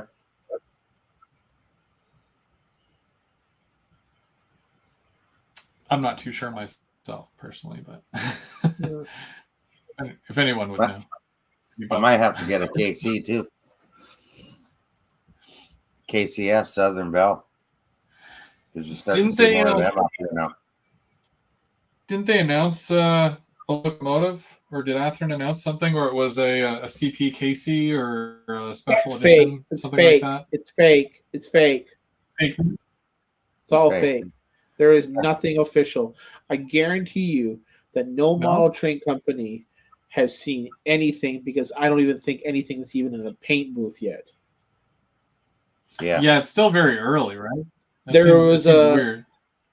There was a hypothetical picture floating around on trains and on Facebook. It's a hypothetical picture. But there's it's so hard to believe anything. Mm-hmm. Like you'll see a lot of things, or it's a lot of hearsay. Even when like a manufacturer posts something, like they had posted that Every Child Matters train, but then they pulled it within like 5 minutes, and it's like everybody's patiently waiting, even though I'm sure they'll never get the rights to that. But it's still up on their website. It is it? Yeah. We talked about that, right? Yeah. And you did find it on their website? Yeah, it was on their website still. That's weird. Hey, Mark. Which would be, I definitely would get one.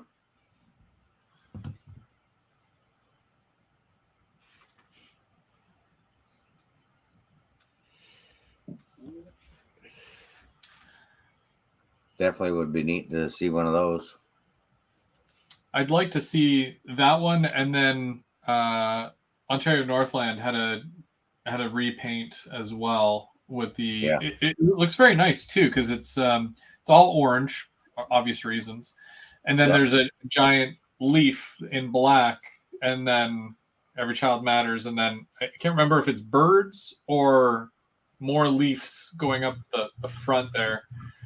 No one will probably do that one because it's just one number, but it's tough. It's tough. It's, again, like you said, all the short lines, they don't get too much love, and when they do, it's rare. It's not that, Chris. It's how do I simplify it?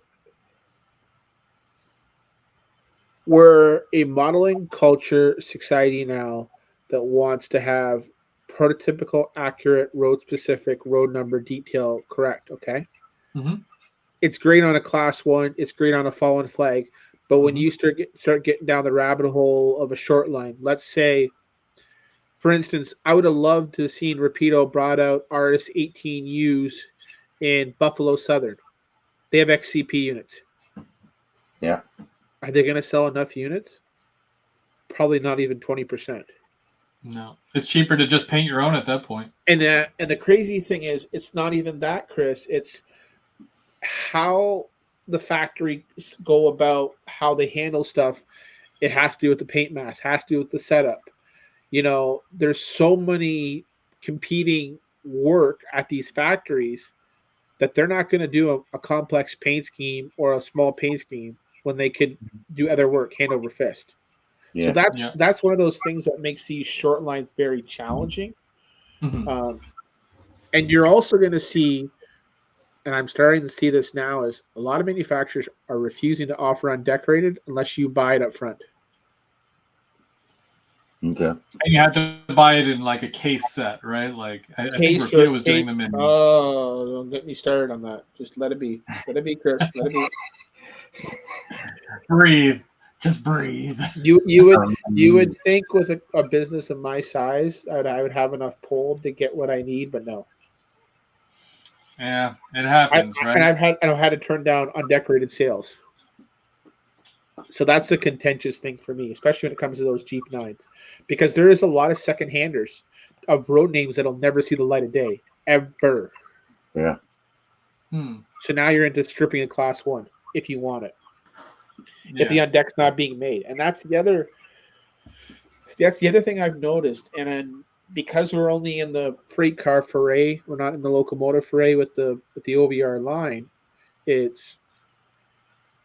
I have to be very cautious when I'm doing a small short line or a small private road, because if people don't know about the road. So, for instance, go back to this model right here. I'm going to put it in my hand. This AIM version in my hand, pulling it up, of the 1100. Okay.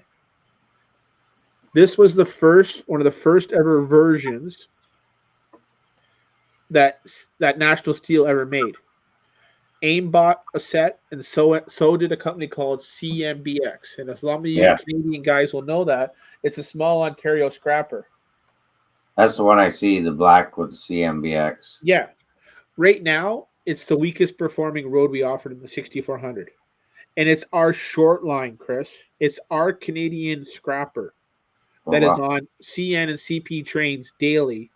Yeah. And it's our poorest selling set. Think about that, Chris. And I'm in Ontario. Yeah, that is pretty. So it crazy. tells you how challenging So it can tell you how challenging things are, especially if you're the dealer or retailer in that backwoods, and then you struggle to make a go of it. Do you think though that it's because not enough people know about that, and they see something like AIM, and they lean towards that one as wow, I've seen that. Like a customer will always gravitate to the more popular road name. Locomotive, freight car, caboose, passenger car. I mean, how many runs of Big Boys they made? Ooh. See? Lost count. Yeah. I'm thinking they've been making Big Boys since the 80s. Yeah. Every year there's another run of Big Boys come out, right? Feels that way. Yeah, I was going to say it seems that way. Because it's the biggest railroad, most iconic, all those check boxes. So there is a ton of awesome locomotives, whether it's a CN sweep, whether it's more versions of chop nose, whether it's, my favorite, guys, is the CN SD40U. That's the standard cab SD40 units. They had the long nose that store extra radio equipment. CN was the only owner. Remember the gray G CSX Alstom units? Remember those?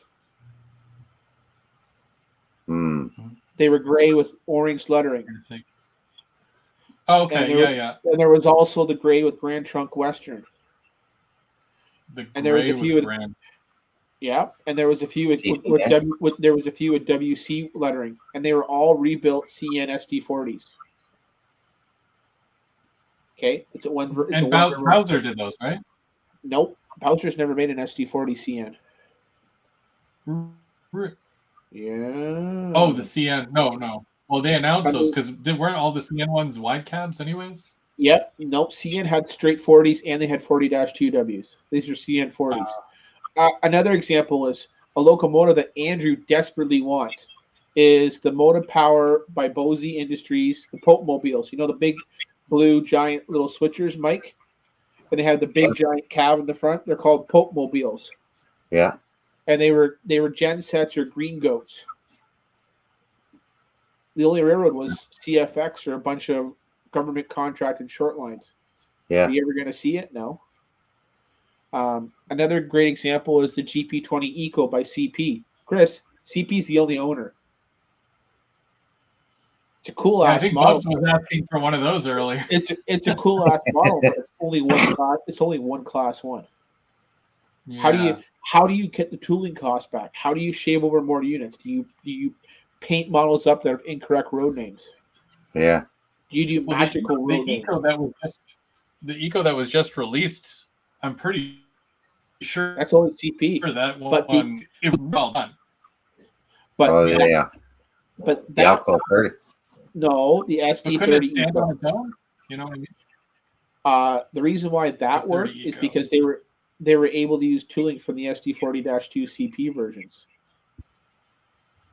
Oh, okay, yeah. So if you can cross share tooling, then it works. But if you can't cross share tooling, then you're on your own island. So, for instance, on a CN sweep, if you're already making some of the flexi-coil trucks, then you're okay. If you have some of the parts for the switcher, you're okay.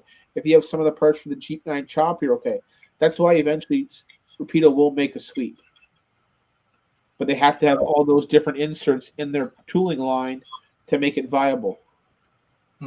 Which makes sense. And that's one of the things that's really neat. Like, not a lot of people get to see it, but when you see the models unpainted, you can really see every single little piece and all the little interchangeable brass pieces and vents and whatnot that are throughout the body that make each locomotive specific to, you know, its road name or road number, era specifics, and all that. But when it's painted, you just see it as a whole. You know, you don't see all the little pieces that go into it. And I love seeing that stuff because it gives you a brand new like appreciation for the individual models themselves, which is great. So I think that they should show, like, companies should show more of that. Show it undecorated. Sure, you know, let us see the different variants and why or what makes it that variation. Because I've had that conversation with people before where they're like, okay, so well, how did you get from an SD40 to an SD40-2F? You know what I mean? And then what makes it go from that to that and then longer or, you know, more solid? You change the cab altogether. You know, otherwise it's just going to be another type of SD40. But when you know what makes it that special, then it makes more sense. The classic example in this industry is your tooling modular or hybrid. So for instance, the 6400, we did that for two reasons, guys. We were able to do the 6000 from most of the parts from the 6400. If it wasn't for that, we wouldn't have made the 6000. No, it definitely helps for sure. Yeah. It's like one set of tool and then you get two different cars.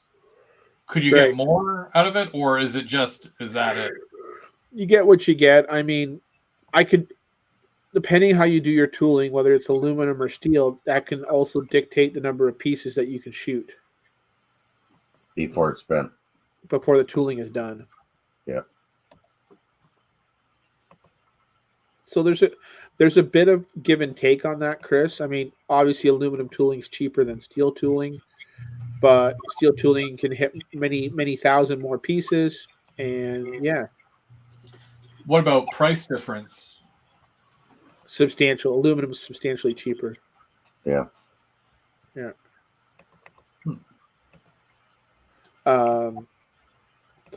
What I think a lot of people think is the industry is going to move towards only 3D or resin style printing.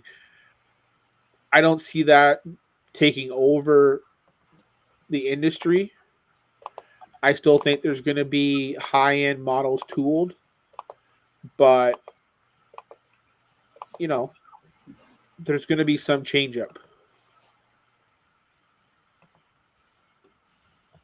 Is it something that could evolve into more? Because 3D printing seems to be. But yeah, remember it's the time of printing, and durability and brittleness is what's really not allowing it to match mass tooling. Set of injection mold. Yes. Injection mold's not perfect, guys, but it's pretty close. Yeah. Outside of etching, it's the second best way to reproduce a model. Do you think that it's most of the stuff that you would sell is going to be ready to run, you know, like painted, built already, you know, or is there still a high demand for stuff where people can more or less make it their own?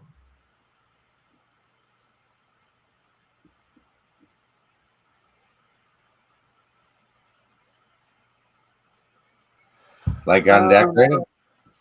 Not so much undecorated, but if we go back to the section where we were talking about models where, you know, you have let's say you have a regular body and you have a regular chassis, right? You go out, you say, okay, I want to build an SD40-2W, right? So you can go to the store, you can buy a chassis for an SD40, right? Because it's a standard chassis. Yeah. But then you buy a shell body for an SD40, but then you buy a shell or a cab which is the 2W, which would fit, but you can also interchange them or whatever. And then you can build your own version of that locomotive. But you have to buy all the pieces separately and build it yourself and paint it however you want, opposed to buying one unit in a box that's already painted and whatnot. 99% of the market will buy the painted finished model every time over.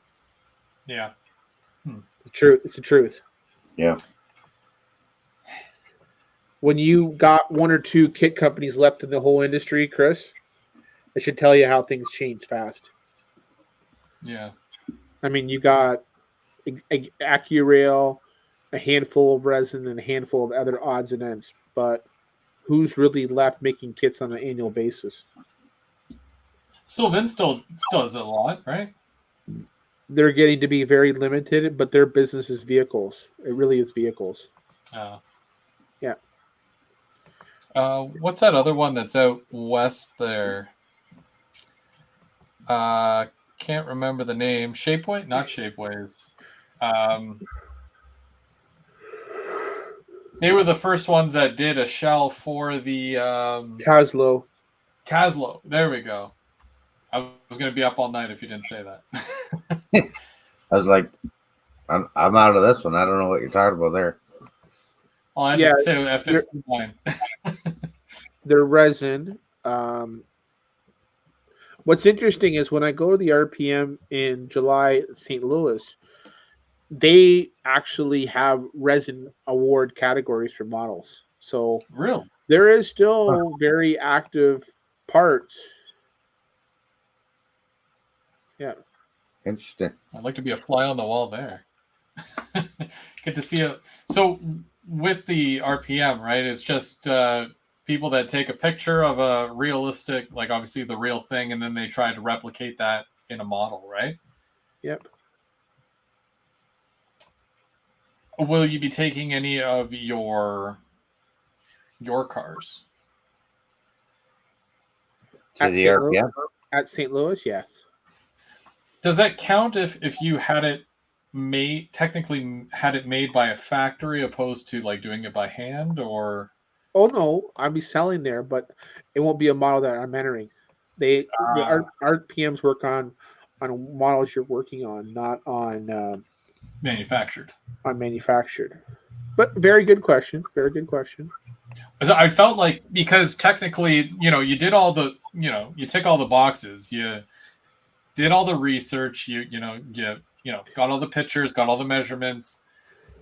I mean, the only thing that you didn't do is make it by hand. But didn't you have like a 3D printed model first? Yeah. Yes. The first one. First two, yes. So there was still some type of assembly that was done on Canadian soil, basically, right? So it's design, measurements. There's a lot of domestic work. Just because it was mass produced off the continent doesn't mean there wasn't domestic work put in the model. Mm-hmm. Yeah, sure. So I mean, technically, I don't know if there's any other rules there with that, but I mean, it's got to be worth something. Yeah. Yeah, take the 3D printed molds you did. Well, Hilda, she made high-end resin molds for what we're doing for the trash cars. That Hilda. Can we talk about the trash loads? Because I'm not even sure a lot of people, if they've even heard of them yet. Let me grab them. Hold on a second. This is how I'm still awake. Yeah. Long days. Long days and even longer nights. I like your skirt. Cute.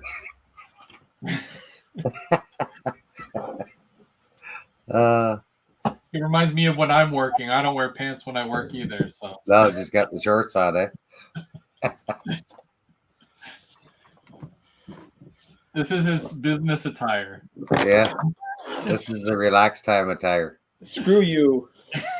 Oh, I didn't say that. Screw you. I heard you mocking my blanket. What you got going on under that binky, sir? You can't afford that blankie. Oh. I can't even afford that blankie. Just give me a second. I'm soon gonna get off because I gotta go get that load in the morning. Okay. Oh yeah, you gotta head westbound, Gotta run it hot. hammer down westbound. So Oh yeah, Here, let me go. we're gonna make Full it big. screen on you. Here, he wants to just go and get a good look. He wants to see me. We'll look at the load and stuff. Oh, there you go. that's the scrap load. Okay. Looks good. Yeah. This is the construction and debris load. And it sits right inside. Now, it is heavy at first. After about 4 weeks, the weight starts to drop out of the hydrocal Okay, and lightens up. and that's got As the you- netting on it, right? As you see, Chris, it has the netting. You see the netting? Yeah. Yeah. And you can either glue the netting on or leave it with the adjustable sides. That's a very big, solid piece. Oh, yeah. Huh. That's what she said. Wah wah. Sorry, it's the after 10 o'clock version of OVR coming out now. The after dark. It's the How Lauren Really Pays for It with the Only Trains fan page account. The only rail fans. Only rail fans. Please insert your Patreon or golden tickets now for the real show. That's so That's cool. pretty cool. That's pretty cool, isn't it? Yeah. Oh my God! Another caboose. Oh, let's talk about it. Another caboose. How'd that get here?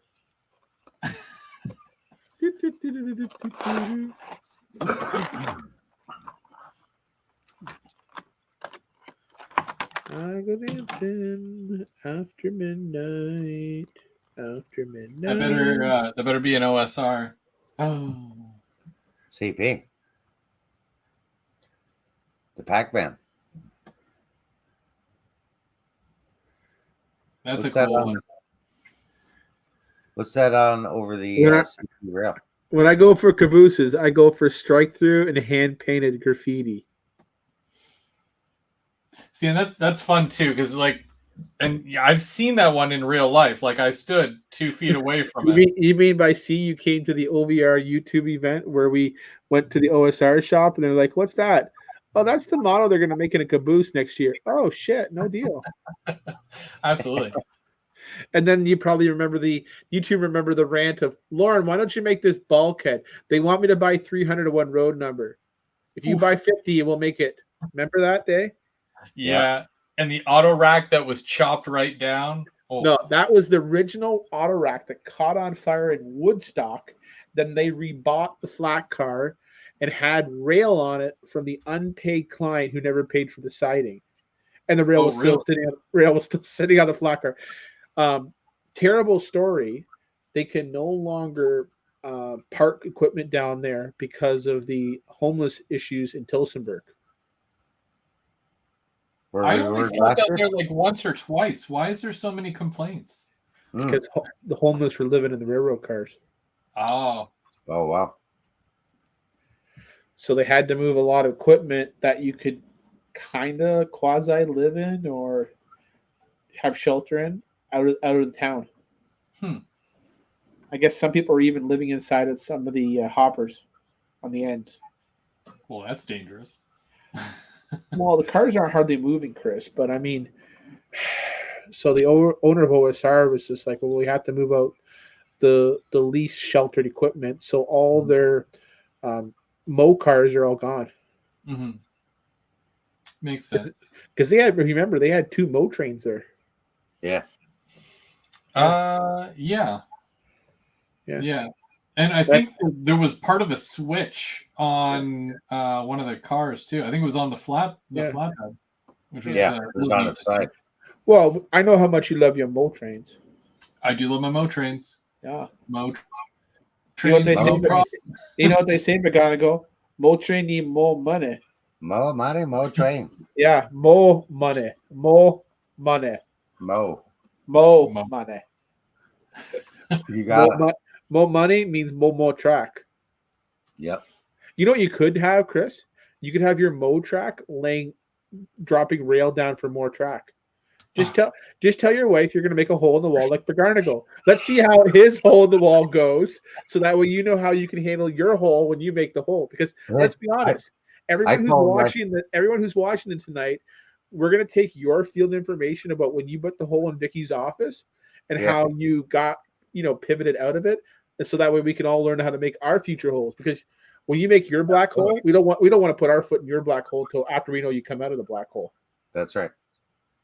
I told him I'd come down in September and put a hole in his workshop roof. So the Go Via. So tonight's message on Go Via Go Home. We're not just about trains, but we're also about life lessons. Life lessons and expanding your layout. Yeah. Well, I mean, there's enough clearance down the hall there where I could basically put a thin branch line, and it would literally be a branch line. It would go right down the hallway to the doorway of the workshop, so I could have it where you have to come in, but it wouldn't be able to.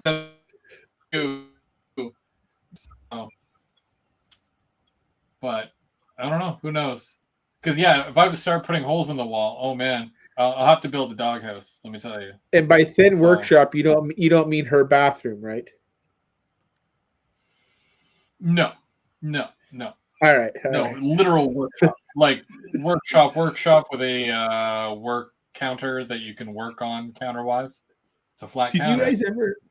Did you guys ever see the pictures online and on YouTube? There's a guy down in Maidstone, Ontario, which is just east of Windsor. He actually drilled a hole in his 2-story house for his spiral, and the whole house is a train layout. Oh, the helix goes up? Yeah, he drilled a hole in the floor. That's brave.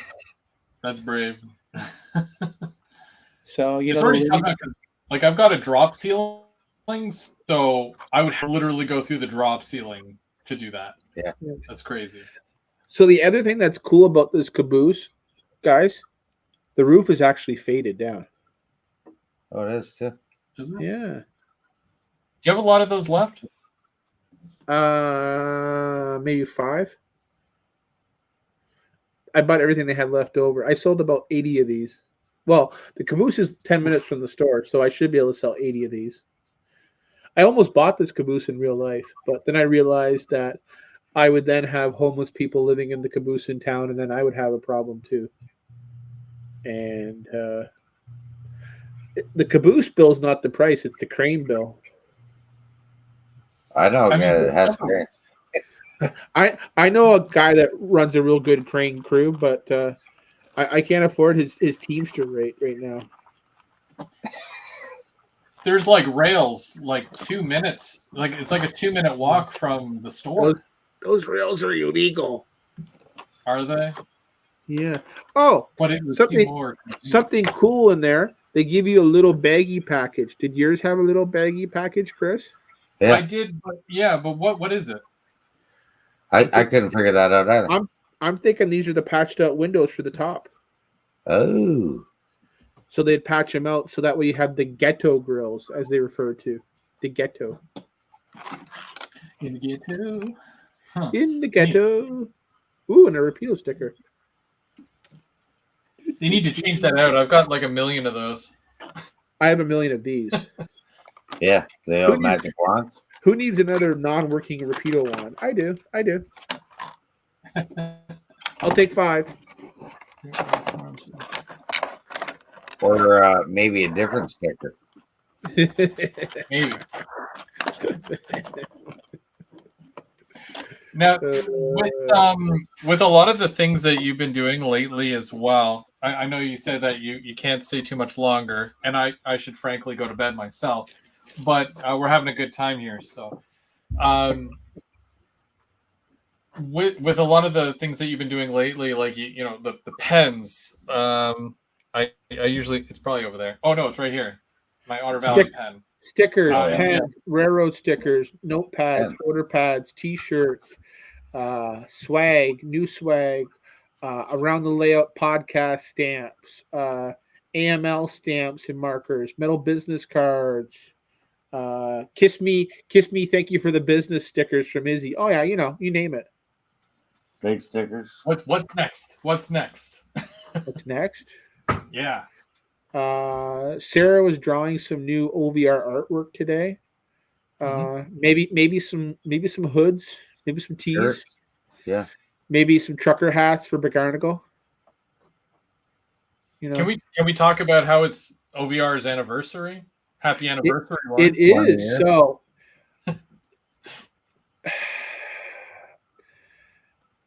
need to breathe because this has actually been a very hard month for me. A lot of people don't know this. This has been our 20th month in business. We started in business actually May 17th, 2003 was when we officially got our business sales tax license and started to do model trains on a very small basis. It's also this is the week where I lost my mom 6 years ago. So May's a hard month for me. It was also a month where we had a change in owner complexity too a while back. So yeah, it's a hard month for me on a couple personal notes, but we have now moved into 20 years of OVR. What does that mean? What does that mean? Well, it means that I'm hoping for another 20 more years, if not another 35 more years. I'd love to do 50 years. That's my goal. That would put me at the ripe age of 67 if I can pull off 50. That's right. I'm 37 today. Anyone doing a score check at home? What does that mean for the long term? Well, I think every year you're going to see more cars added to our portfolio. I think you're going to see a more broader and more mature OVR. I really feel in the last 4 to 5 years, the company as a whole has matured. I know I have personally and professionally. We've also matured as a stable and mature business where we're responsible, adaptive, and constantly customer service orientated. Now with the label, it's really given me the ability to be creative, to push the envelope, and to try new things. At the same time, I get to take a lot of cool friends, a lot of cool family members, and a lot of people that I consider close brothers and sisters along for a fun ride. And I think that's a great thing too. Absolutely. Yeah. And all that started in your basement. Yeah, crazy idea, I know. Well, that's the basement is usually where the crazy ideas start, and then usually it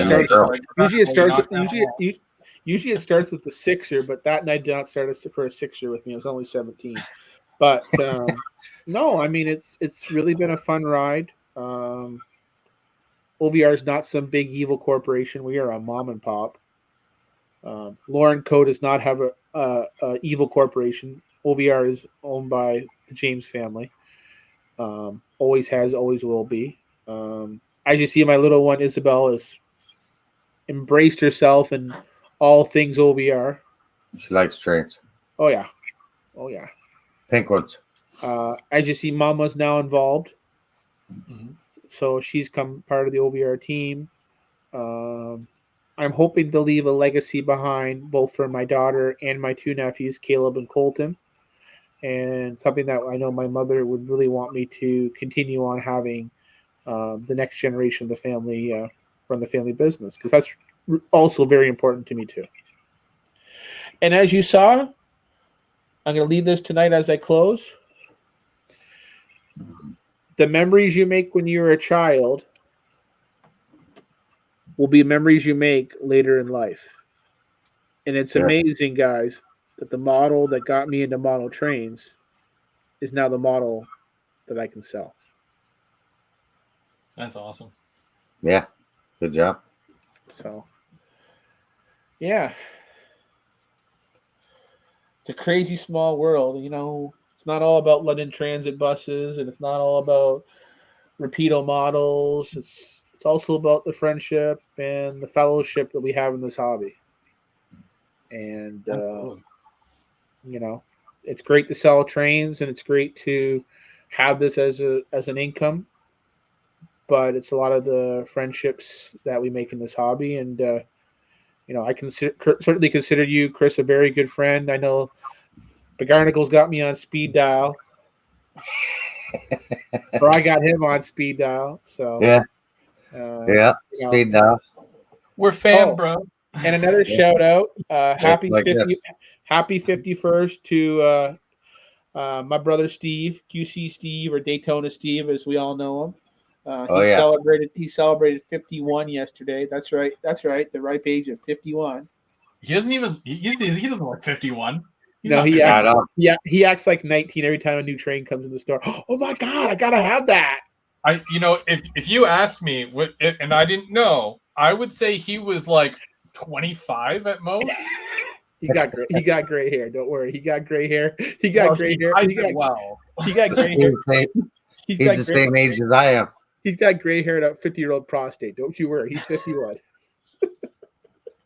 And then if our diesel doctor Peter's listening, we're thinking of you. Hopefully, you're feeling better. Yeah. Peter has been down and out with a staph infection in his leg. He will not be joining me for the dealer open house. He joined me last year. He's kind of down about it, but it's for the better that he heals up. We miss him around the shop. I know the girls miss him. I know the girls would probably keep telling him, "Oh, the girls rearranged the entire store." Uh-oh. So it's been a challenging month at OVR. I'll tell you that, right, Picardico? Like, I'm waiting for pictures, or I'll just see on Saturday. you're gonna see Saturday because I don't want to show you the pictures right now. Even I'm like, I called Sarah and I'm like, they did this, and she's like, I know, I told them, and I'm like texting Martha. So that thing you told me about, and she goes, how mad are you? I'm like, I'm just gonna let it ride. Mellow. Yeah, let it ride, because you know what? They interact with the customer day to day. If they have changes that they feel are positive, I want to take their input. I want to, go with it. Yeah. You know, And you do have the best staff going for sure, So- hands down. 100%. and I really have focused more on the label in the last year than the actual operating company. So, not having amazing staff to let me freewheel has really given me the opportunity to,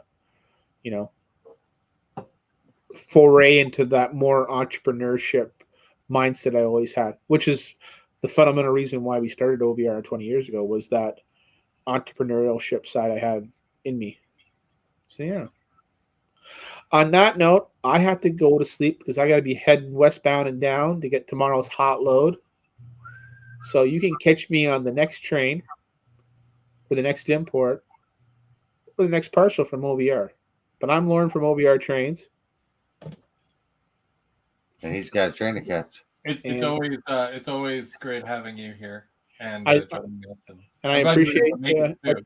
I appreciate you guys having me. And you never know, there could be another model that I haven't even disclosed of coming around the bend. You just never know. Mm. Keep you thinking. It's on track 3 right now. Yeah. Hey, if she doesn't find you handy, then she's certainly going to find you with a loaded car.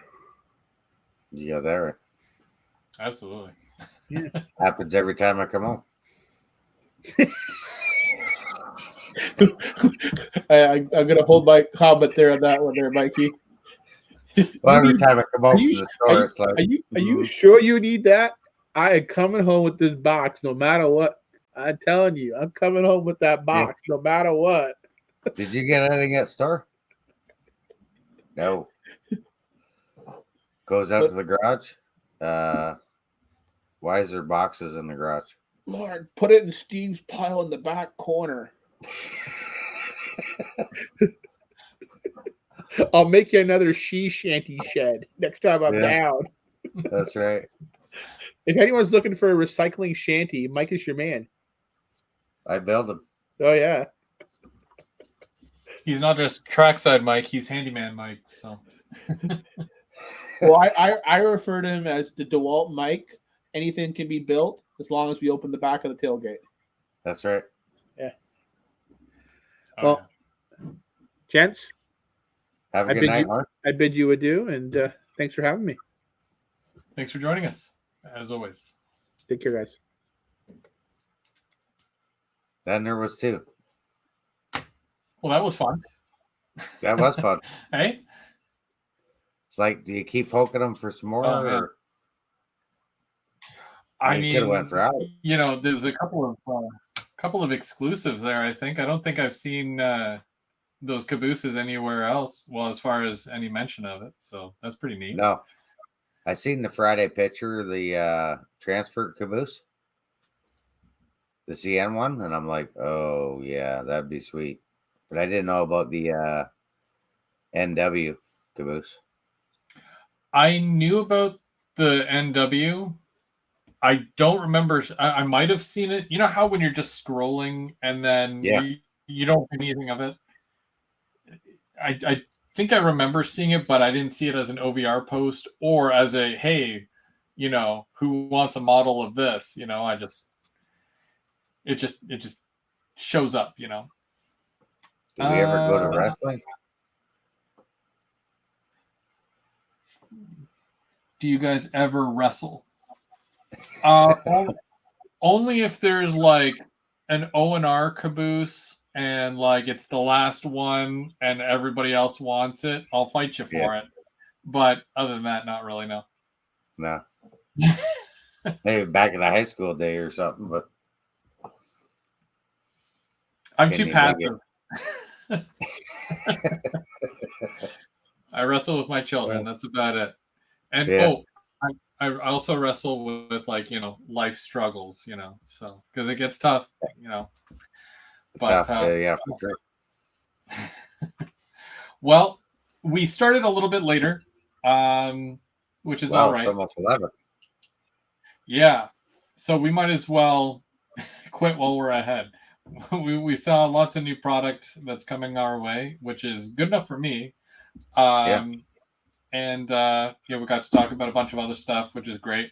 I really appreciate you coming up here with me again tonight. Yeah. It was fun. I even had other stuff set aside just in case. Well, yeah, I was gonna weather this one, and I was gonna do graffiti on this one, and I even patched out a CN high cube. Oh, there you go. Right. Huh. We got something for Monday ready. That's true. And well, we'll see you on Monday then. And you're going to Otter Valley on Saturday? Saturday morning, first thing in the morning. And then, are you going to do a live while you're there? Or? I don't know. It's hit and miss inside the store with the reception, right? So yeah. And then I'm going to do some rail fanning on the way back to the trailer, and then back home Sunday for the kit build, and back at her Monday off the track. No, and you've been posting a lot of videos, trackside videos lately as well, so that's cool too. Yeah. So make sure you guys go check out his videos, especially if you like rail fanning, and also all his other stuff is great too. But he's been posting a lot of rail fanning videos, so that's cool. Thanks, appreciate that. Yeah, summertime I like getting out of the house, checking out the real trains. It's a much better than going out in the middle of December. Gotta be honest. I've done that before too, and that's always cold. Well, even the day, like a couple of weeks ago when I went with my little one there, it wasn't terrible, but if there's a breeze because it's wide open, you definitely get hit, and it happens. But I'm really looking forward to our trackside barbecue in early September. Yeah, September 3rd, I believe. Yes, yeah, which I forgot to ask Lauren about. I mean, I'll see him or talk to him again, but we're gonna do a trackside barbecue. So if anybody's interested in coming up, be in Smith Falls on September 3rd. It's a little trackside barbecue and rail fanning. Or if you're in the Ottawa area, it's only 45 minutes from Ottawa. So let us know if you're going to be in the Ottawa area for the what weekend is that? The Labor Day weekend. Labor Day weekend, right? Yeah, because the kids go to school on the Tuesday or something.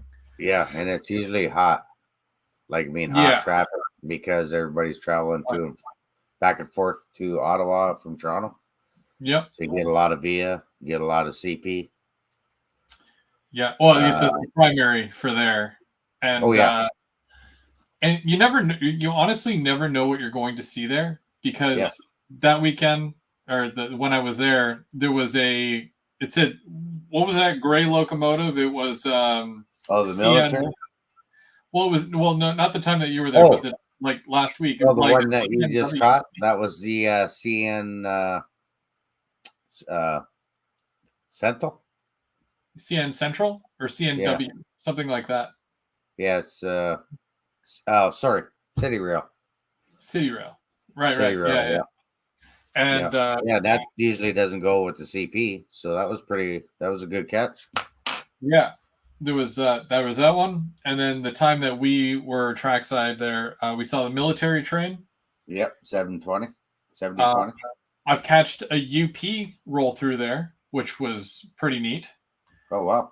A Union Pacific, yeah, the bright yellow. I was shocked. I was like, why are you this far north? But yeah, it was cool to see that. I think it was on a train with like 5 locomotives, and it was like the third one in or something like that. Can't remember, but yeah, it was really weird to see. But you mostly see your CP units. So. Yeah, that was the most locomotives I've ever seen, all lashed up together at once for a container train. Like when we caught the military unit, there was 5 locomotives. Yep. Right. And hopefully this year we catch the all lives matter. That would be cool. I caught that one as well. It was at the very end of a train. Oh, it was so I've actually seen that one. Oh wow. Yep. You never know what you're going to see in Smith Falls for sure. No, and usually when I go, I don't go with like a radio unless Bubs is with me, and so I just go, and whatever happens, right? Yeah. He's much more prepared than I am. So. Yeah, so hopefully everybody or anybody that wants to come on up to that. I know Harrison SMT. I've talked to him a few times, and he's going to be there. Yeah, so it would be you, James, myself, most likely Bubs, Perry, hopefully Mark. Yeah, and then Harrison. Yeah. Did Bernard say that he was going to come? He was interested for sure. Okay. And is Timmy going to come? Who? Tim, they make it like that? We'll see if he can. Hopefully he can. That'd be great. Yeah. So, I mean, that's at least 10 of us, for sure. Right? Yeah. So, bring out the big barbecue. There's lots of parking there. Yeah. Full on. They probably sleep in the parking lot because we were there from 10 o'clock in the morning till 8 o'clock at night. Mm-hmm. I think that day it was a full day. Yeah. Oh yeah, it was a good day for sure. And good eats too and whatnot. So that'll be fun. I'm really looking forward to the manufacturer pop up at which is going to literally happen like a week later too at OVR. Yeah, the 16th of September. That's gonna be awesome. Yeah. Because he actually said a lot more than what I thought he was gonna. Like with all the manufacturers coming and AML Nation and yeah. So I know I talked to a couple other YouTubers that are thinking about coming up for that, so that's great. Wigwag for sure, yeah. Crooked River and Eastern. I was talking to Dave. He's thinking about coming up. Cool. So yeah, hopefully more guys could join. That would be awesome. Yeah, because a lot of those guys. I mean, I'm sure that I'll meet some of them when we go to Springfield, but to see them more than once, Oh yeah, for sure. I think Heath might come, but I don't know if he's going to come yet. I think he was thinking about it. For the pop-up? Yeah, I know Heath was talking about coming up. I figure if you That'd be bug him good. enough, Yeah. he'll bring the train, or he'll take the train, I should say. But we'll see. Yeah, We'll 'cause see the what happens. train runs now from New York to Toronto. Mm-hmm. And I can always Like pick him up on the way through. Like, I don't mind. So. Yeah. And I think that train, I seen it on there. It was 2 something from New York to Toronto. 219 or 198 US. Okay, yeah. Mm-hmm. Yeah, that's not bad. Be a cool train to take. The Amtrak, I think it is, right? Yes, yeah. It might be the Maple Leaf actually that they would take. Oh, could from be New York that. to Yeah, Toronto. maybe it is Maple Leaf. And then you do a transfer in New York somewhere. Albany? Maybe? Not sure. But when remember how I was down in Toronto like a week ago or so? Yep. On my way leaving the concert, because I was right downtown, and I'm on the highway going back towards like the Brampton, Mississauga area. And as I'm slowly leaving the downtown, there was an Amtrak going in reverse. Oh. Yeah, I don't know what it was doing, but it was going let's see, north east. It was going west of Union backwards. So I don't know what it was doing. Wow. My wife tried like film that. I never see Amtrak. Film it, but like she's not quick enough. But it happened. But yeah, you never know what you're gonna see when you're downtown, or when you come Absolutely. up to Toronto. So, but yeah, and if you're ever in Toronto, you can always go to Little Canada. That's pretty neat. True. Yeah, I haven't been to Little Canada yet. I really wanted to go when it was in Mississauga. It seems like it's easier to get to, but yeah, they moved right downtown, which yeah, it's right downtown. Well, we'll call it. We'll call it a night. Again, check out my Patreon. It's on my homepage. There's a little Patreon symbol. You click it takes you right to the thingy. I appreciate all the support from everybody. I appreciate everybody for watching, commenting, Lauren for jumping up and showing us some cool new product that's on the way, and of course, Trackside Mike. Right. Keep it on tracks. Keep it on the track. Couple recordings they got here. I gotta get that to be my ringtone. I don't know how I'm gonna do it.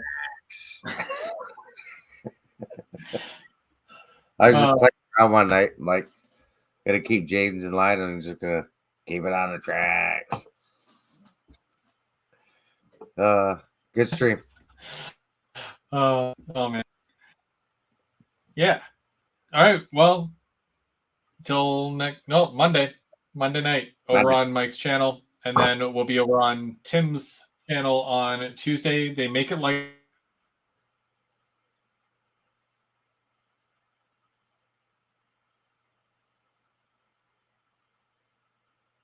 To make it like that. Oh, I'm still live. Oh, okay. I'm doing it right now because Tim has he's going to show us something real cool on Tuesday, and it's not graffiti. Well, he'll probably show us graffiti, but make sure Trackside Mike Trackside Mike on Monday, and then on Thursday, Tim's on Thursday. Like that. That's so late. Okay. Thanks again, everybody. I got a train to catch, I think. Yeah. Yeah. Take care. Bye.